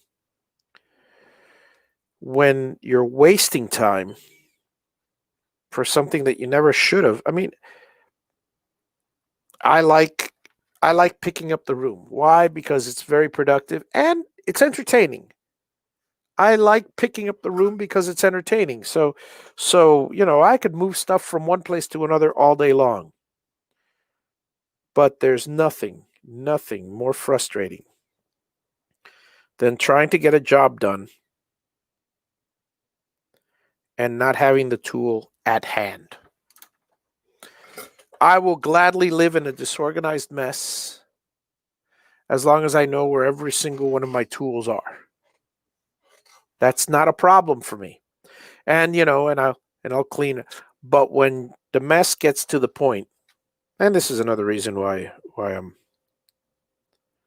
I'm building the new house, is because all of this behind me, all this organization is no good if you don't have room for everything you own. And I'm not saying everything you own, not like a hoarder or anything, not the impractical stuff, the tools. So like I said, when it gets to the point that you go to do something and you have to spend time. Now, philosophically, I'll say this. If looking for tools in a maze or in a mess of in a big pile was fun for me, then that's a different story. Then I go there, I fix this thing, and I'm enjoying myself while I'm doing it. But it's not fun for me. It's not fun to have that experience.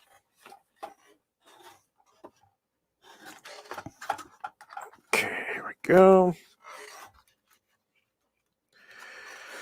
Our fans are back.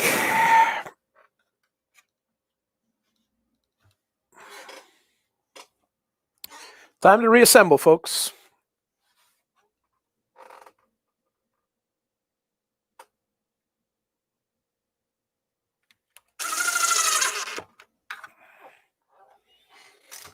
Time to reassemble.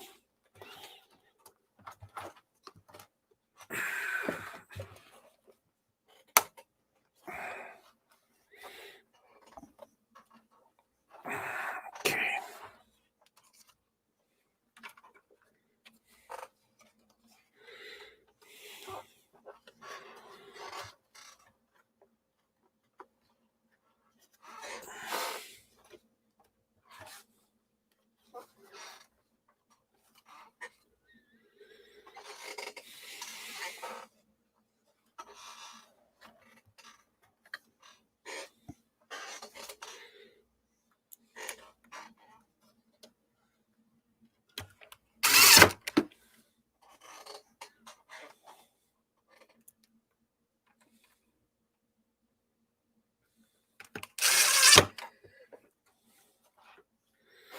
Okay.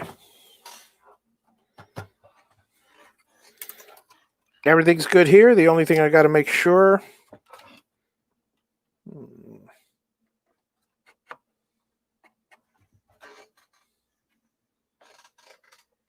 is that the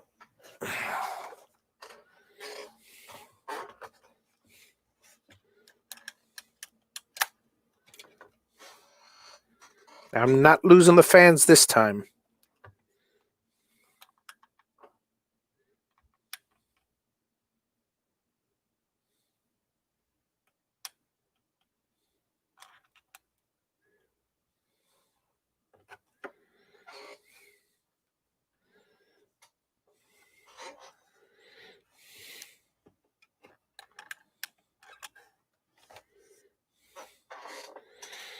And what's more,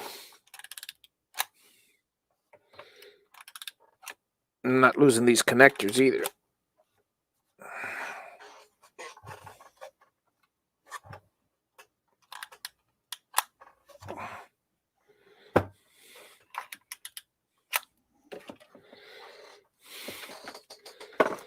The heck, this is all... I don't want to say cattywampus because that's a really weird word, but...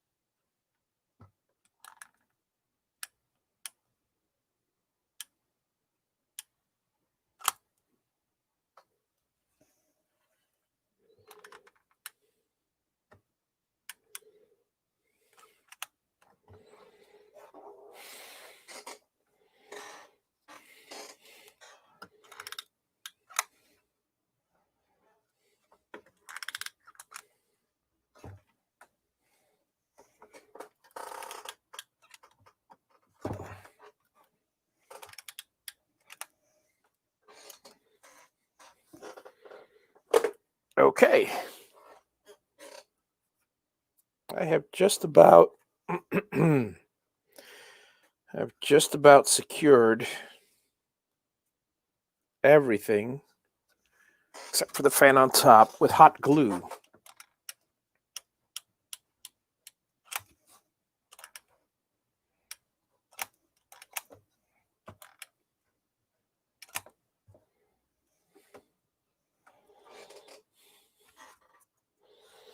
Ain't nothing moving.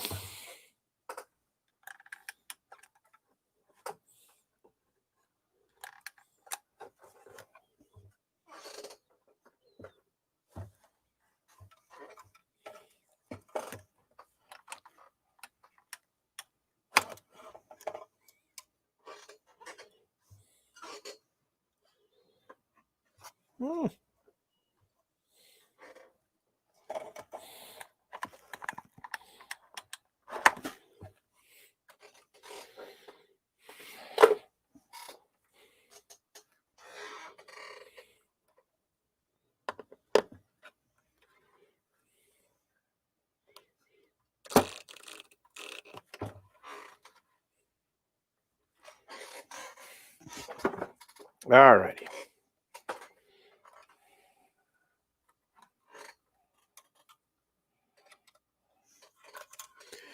So what am I going to get for Christmas?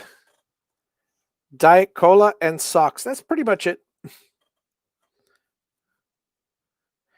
Yeah, I'm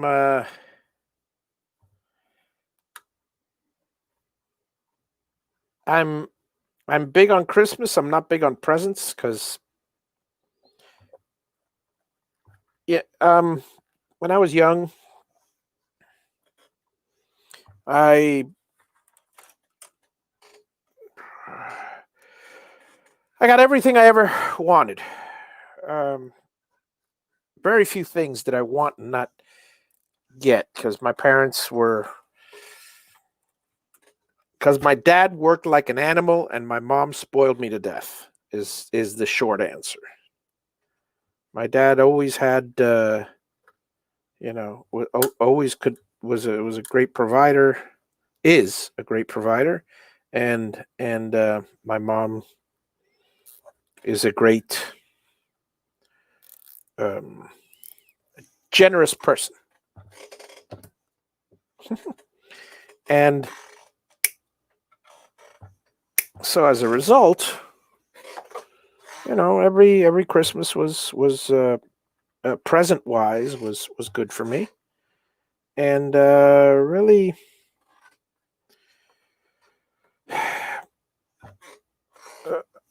I'm very, very lucky. When you want for nothing, it's a wonderful thing, Except when you get older, then all of a sudden, you know, mommy and daddy are not buying you everything anymore, so you depend on yourself. And boy, that was a rude awakening. But yeah, that's the one thing a lot of people will say about whether it's well, I'll say Trump, but whether it's anybody rich that has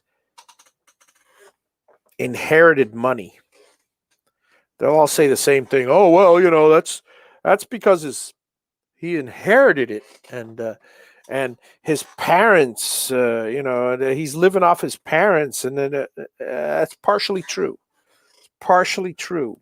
The person had a good life. That is true. The person may have inherited a good lump sum of money, but there's a difference between having a lot of money and keeping a lot of money.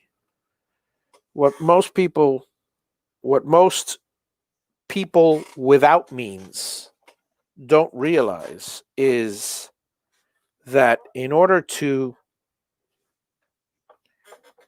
um, in order to keep that lifestyle, in order to keep that money, you have to work at it. It's uh, granted, there are some people. I will give you the benefit for the play devil's advocate. There are some people, some rich people, not me, but some rich people that have so much money that they'll never be able to spend it all. But never underestimate the amount of that a person will blow. You know what they say? Every out of the lotto winners, 1 out of 10 within 3 years is flat broke. It's not that. Plain and simple, they can't keep the money. You have to be able to. Having money is one thing. Being able to hold on to it is a whole other story. So there's that. Let me see if. Okay, this turns on right away.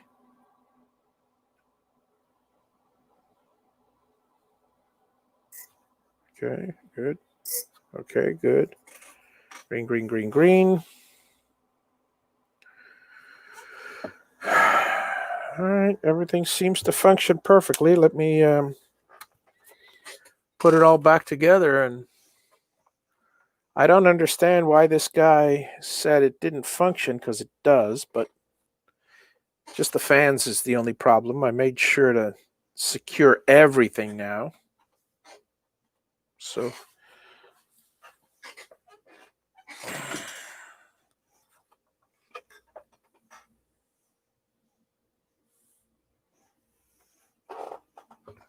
now I'll seal it and test it.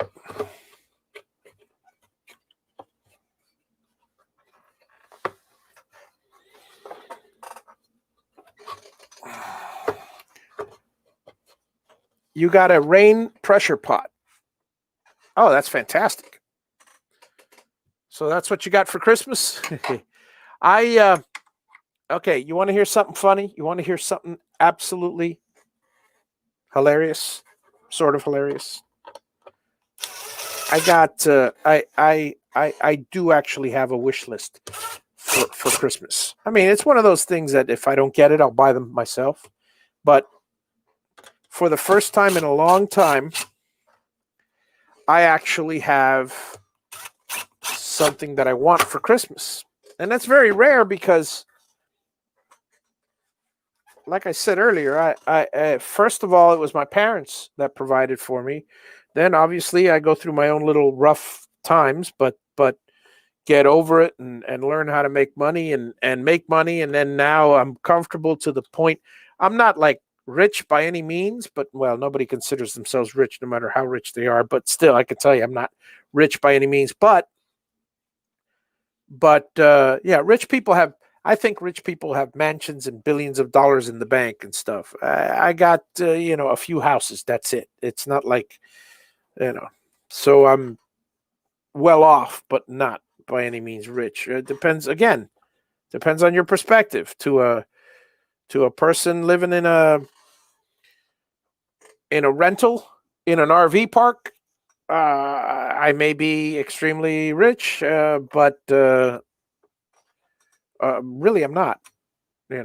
Anyway, I guess to be a rich person is somebody that doesn't need to worry about money ever again. That only uses gaining money as a score. I still need to worry about it. Anyway, I wanted,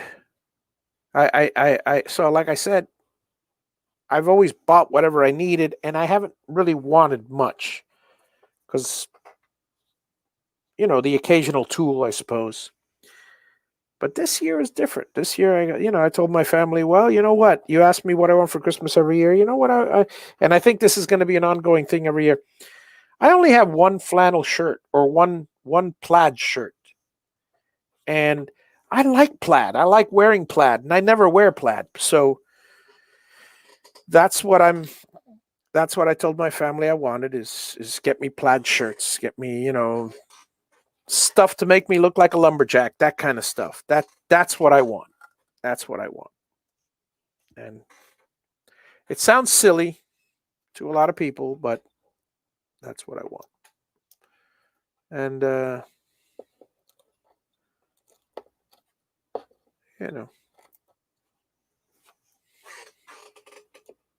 but Javi, you can buy those anywhere. Yeah, well, I don't have them.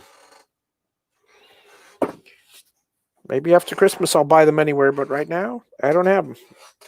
And it seemed to be a good thing to hold off on. And if I get it, great. If not, I'll buy it myself. Okay. The final test.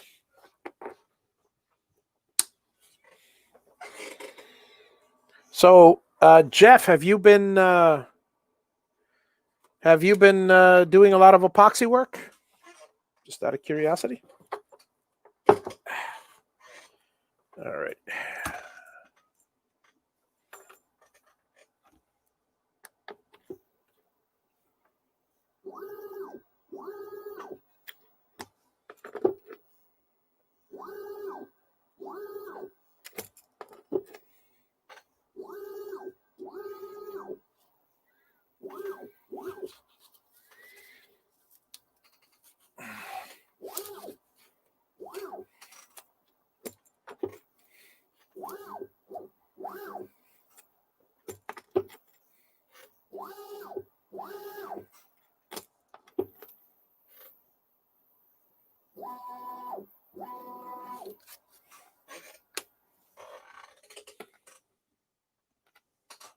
Okay, everything works perfectly fine. I like the Eli Western shirts, but they're hard to find. Eli Western shirt. Now here's one thing about my love of flannel, if you will, or really plaid, but they kind of go hand in hand. I live in Miami, and that's one of the main reasons why I haven't had a lot of plaid shirts, because most of them are flannel or they're a shirt material. I'd love to have but I mean, it doesn't look right, but I'd love to have a plaid t-shirt. But I want a nice, comfortable shirt. Flannel is comfortable when it's hot. In Miami, it's already hot. I mean, when it's cold. It's in Miami. It's not cold. So there's an issue. There's an issue I have. That's a problem. That is definitely a problem. Okay. Again, I lose my. Oh, here it is. And yes, I'm going to test it again. I want to make sure that it's red, green, blue.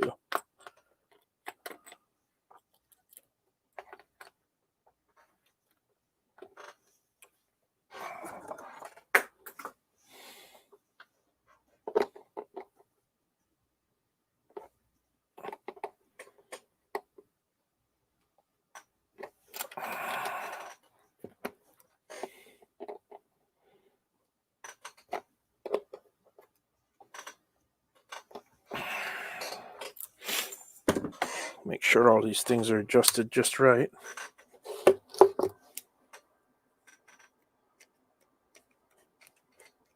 Okay, they're all correct here.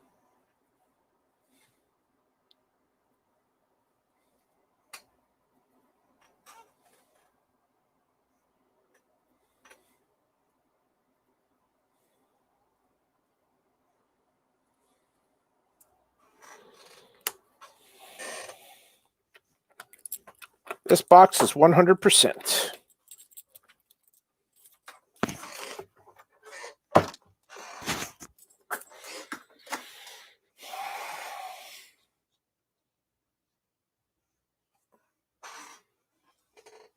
Let me put this one up here.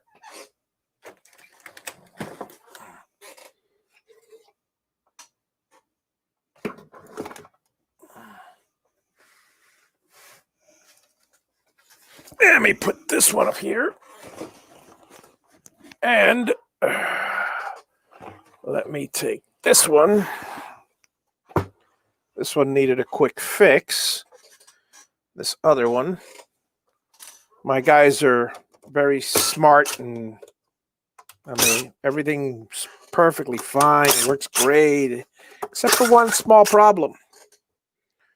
One of these, this one, they wired, the screws are wired not exactly 100% correctly. The motors. I have to swap them all because they're in the wrong. They're in the wrong order. So that's a pain, but it is what it is.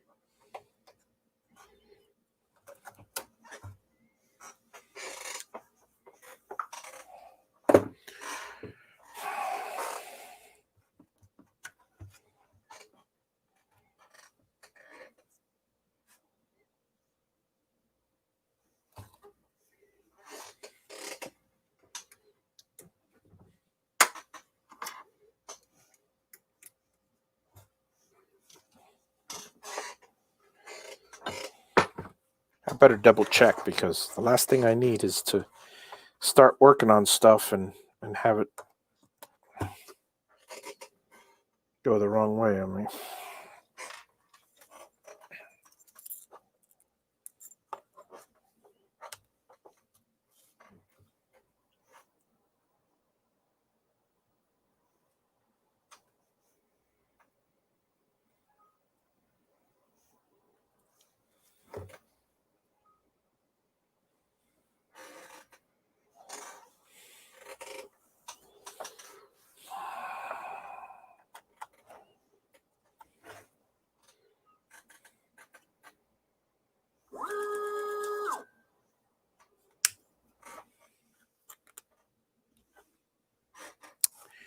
Yeah.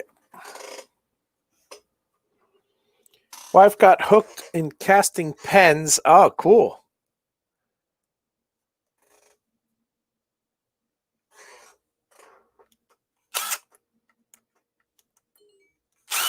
That's cool. Casting pens.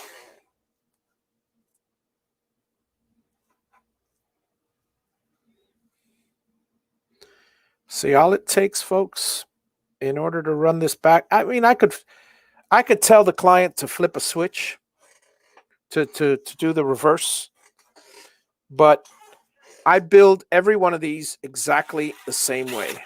So if there is an issue, if there ever is an issue, I don't have to go, oh, well, do you have this one or do you have this one or do you have... No. They're all wired the same way. Thus, they all function the same way. Thus, when I have an issue with one, I'll know exactly how and where to fix it. I mean, there's something to be said for power of for mass production, that kind of thing.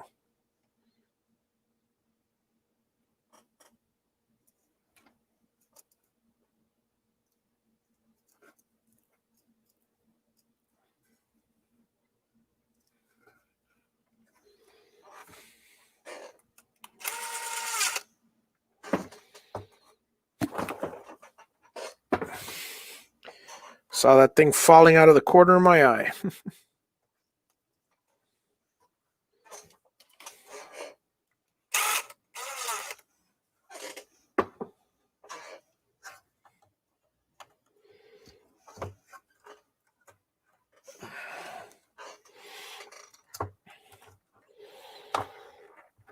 That is really cool, though, to be able to do that stuff. To, you know, obviously to have the process itself is cool. The resin. I'll be doing a lot of. Well, you guys will see me be doing one of the stone coat countertops on my house. I plan to save quite a lot of money by and having a much better product by using stone coat. Because I mean, well, granted, I guess maybe you could argue that granite is a better product, but granite, for the amount of kitchen that I'm going to have, granite's going to be somewhere in the neighborhood of $10,000, and I'm looking at $100 for the for the stone coat. Big difference. You know, I might eventually title the. Oh, thanks, Mike. The good catch. I might title the video when I do the countertops. I might title it "How to Save." I'll use a clickbaity title. I'll do "How to Save $6,000 on a granite countertop." You know, because that's exactly what I'm doing. That's exactly what I'm doing.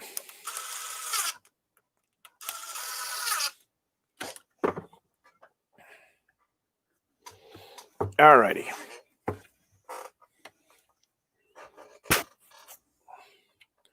One, two, three, four. Glue them up.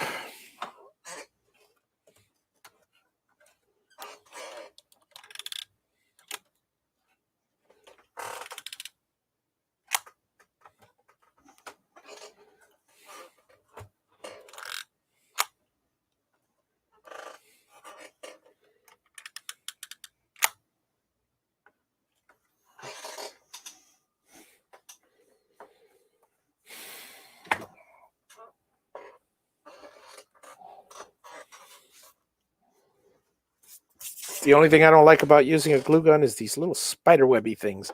I try to avoid, dragging the thing off while it's still hot, but it is what it is.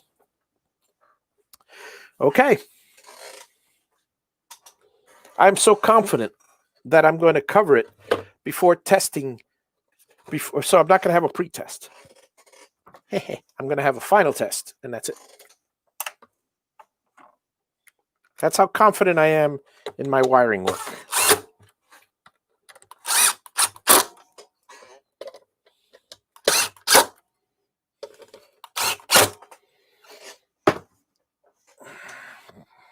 Okay. Let's try it, folks. Let's try it. All right. Ooh.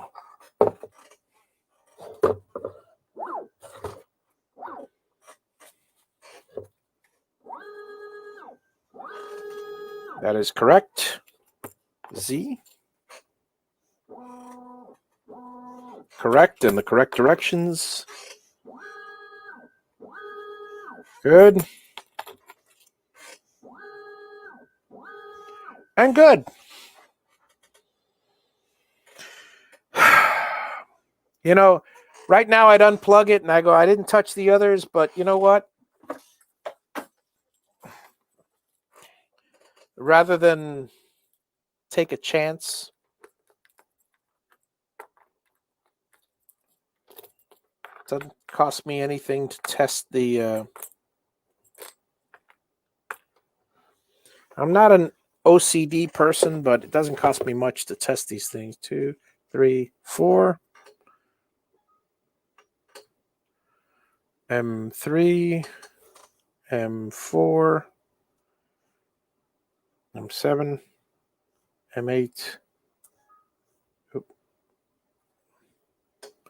Helps if I actually type it in correctly. There we go. M9 and M5. All right. Just making sure.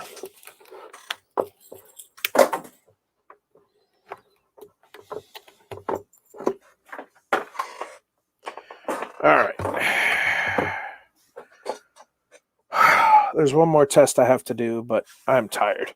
Why do the different... Oh, okay. Mike, the different axes sound different because X and Y and the A axes are set to 250 inches per minute, max speed on my driver. However, the Z is set at 150.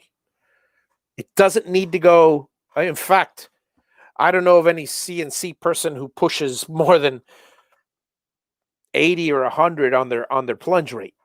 And what happens is people. I found when I was first building them that I was testing it. I was going up and down and up and down and up and down.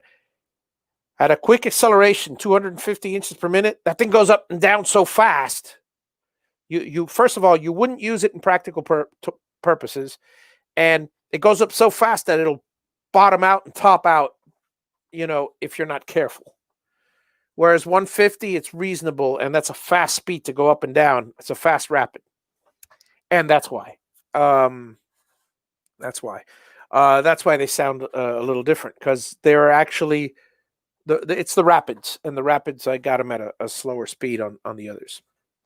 I want to give people, and I have a tough time with this. I have a little dilemma. 2 or 3 people, 2 or 3 customers have, well, actually more like 5 or 10, have mentioned to me, hey, my unit is jerky, and it has nothing to do with the JaviBox. If you build your own, or even the Cam Master, if I set the Mach 3 settings, or in that case the Win CNC settings, to the acceleration that I have on this machine, and I have a very node filled CNC G code, it's going to be jerky. All of them are. Why? Because it's traveling very fast and stopping very abruptly. The solution is to tweak the speeds. So I have a difficult time, because on the one hand, I want to give them the optimal settings for speed, because I could actually do a very, very conservative thing. But then I feel that I'm going to get a bunch of customers complaining, hey, why is it going so slow? The JaviBox is horrible because it's going so slow. And right now, I got a bunch of people saying, hey, the JaviBox is fantastic. It happens. It's, you know, it's faster than the Xylotex and this and that. The Xylotex, the old Xylotex that's no longer made, it cannot handle the speeds that this one can. But as a result, when I set it to the fastest speeds, or not fastest, it could handle even faster speeds. But then, but then you run the risk of losing steps and stuff, you know, because you could easily push 300, 400 on this thing, but I wouldn't. Well, in that case, where's my? I see the.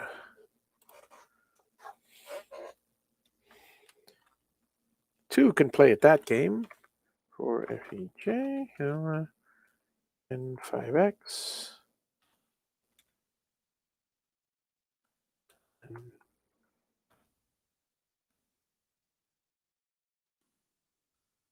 Right.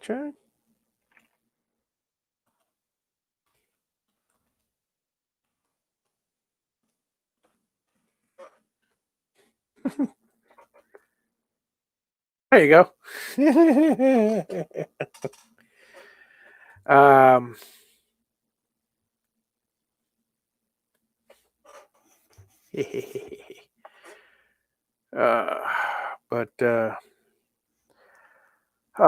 beat. I want to take a little break because, but I want to, but I can't because I need to still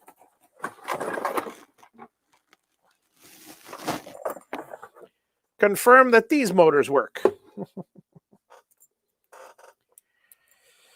I'm shipping these out for George Rothfuss, so I want to just make sure the motors work. Let's see. This is green. This is Z.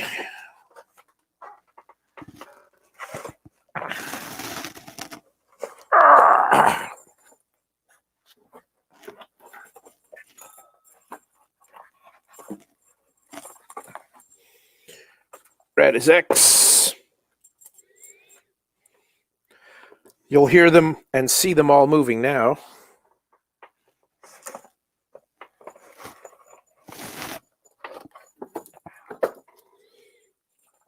This is Y.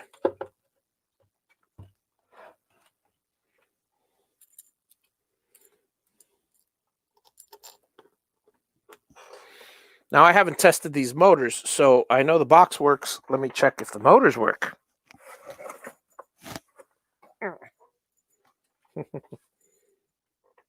That could always be an issue. All right. This is blue. This is this one. Luckily, I do not have to check the... don't have to test the thing anymore, the others. Just the motors, and that's it. All right, folks. Here, a true 4-motor test. All right, everything's on. Left, right, left. Hey. Oh. That's not good. See that? See that, folks? That's what happens. This one is wired wrong.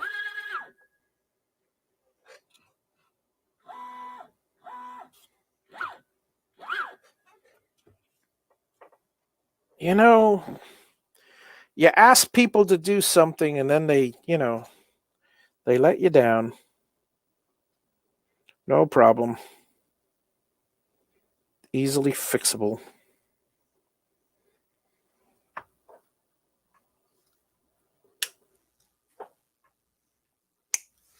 Just swap the black and blue wires.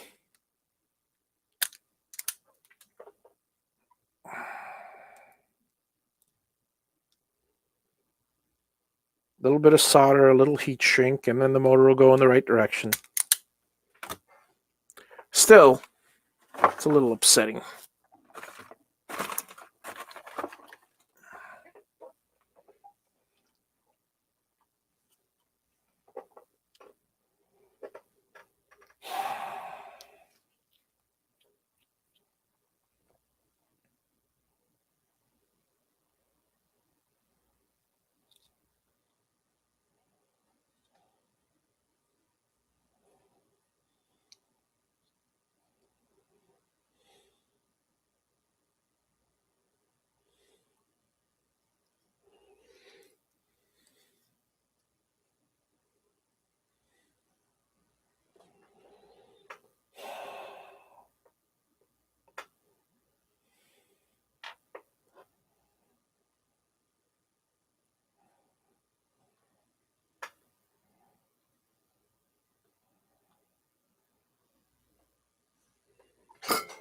Oh, man. How did that get turned off?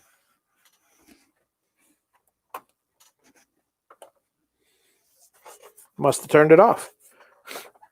My soldering iron.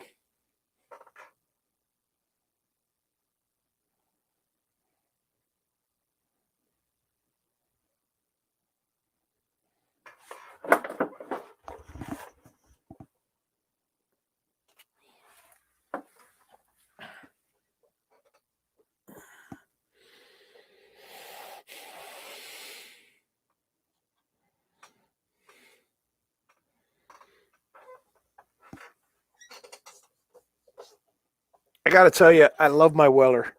I mean, it heats up so quickly. I'm at 280 already. I just turned it on. Less than a minute. It's up to power. It's up to the heat. So I really, really like it. Always did.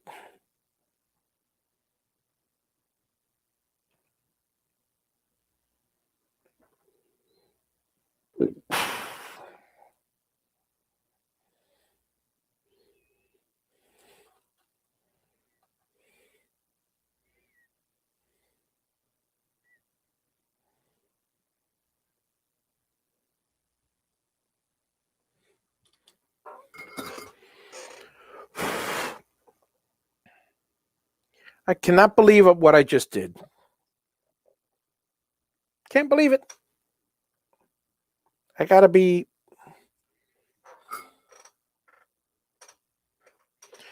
I just resoldered the same colors rather than flipping them around, which is what I was supposed to do. One of these days,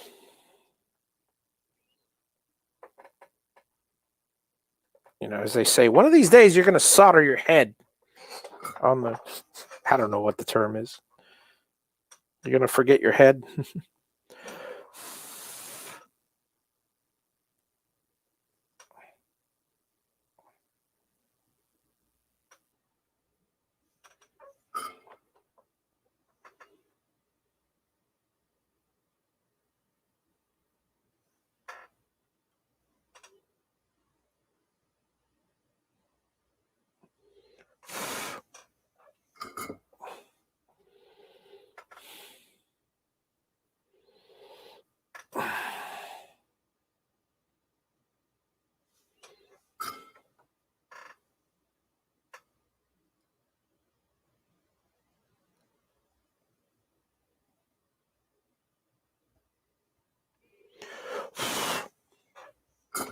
There we go.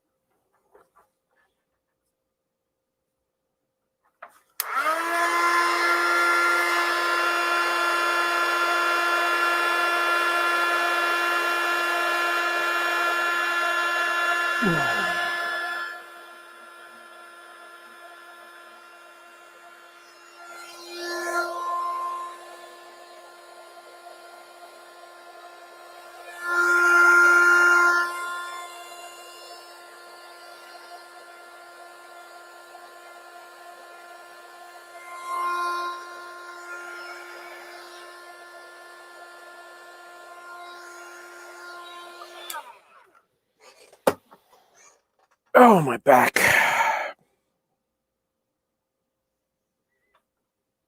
Let's try it now, shall we, folks?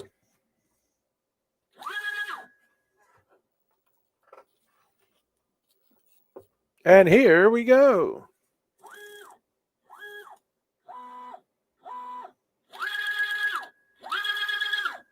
100%.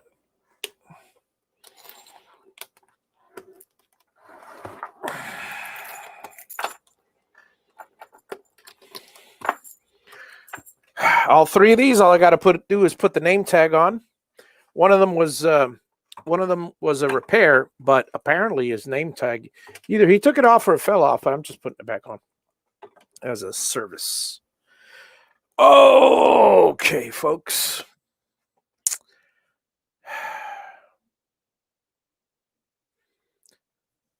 Yeah, I haven't been to a club meeting for the Dade Radio Club in a long time. Well, guys, thank you all for joining me. I think I'm going to take a break for a while. Today's Tuesday, so I may or may not be on later tonight, but I'll probably be on tomorrow night, hopefully, and get ahead on one or two boxes. And so, because I want to make sure that I've got a few boxes that I got to check, and maybe I'll build one or two, and that way I'll have 5 or 6 for the Christmas holidays because everybody's off, and I don't, I'd rather have any last minute people ordering hobby boxes. I don't want them have to wait 2 or 3 weeks. It sure is a far cry from the first from Valentine's Day when people ordered when I got my first 16 orders and it took 7 weeks for some people to get them. I don't think I've gone more than 2 weeks, maybe 3 for some at the most, but usually they'll get them relatively quickly, and I try to test the game because now that I know that people are ordering them, it's a beautiful thing. So, well, folks, thanks again for dropping in and for visiting and chatting. I appreciate it as always. You guys have a wonderful day, and I'll hopefully talk to you. I don't know, maybe tomorrow. And good night, all, or see you later, all. Not a good night. Maybe tonight later. Who knows? Might drop in. Bye bye.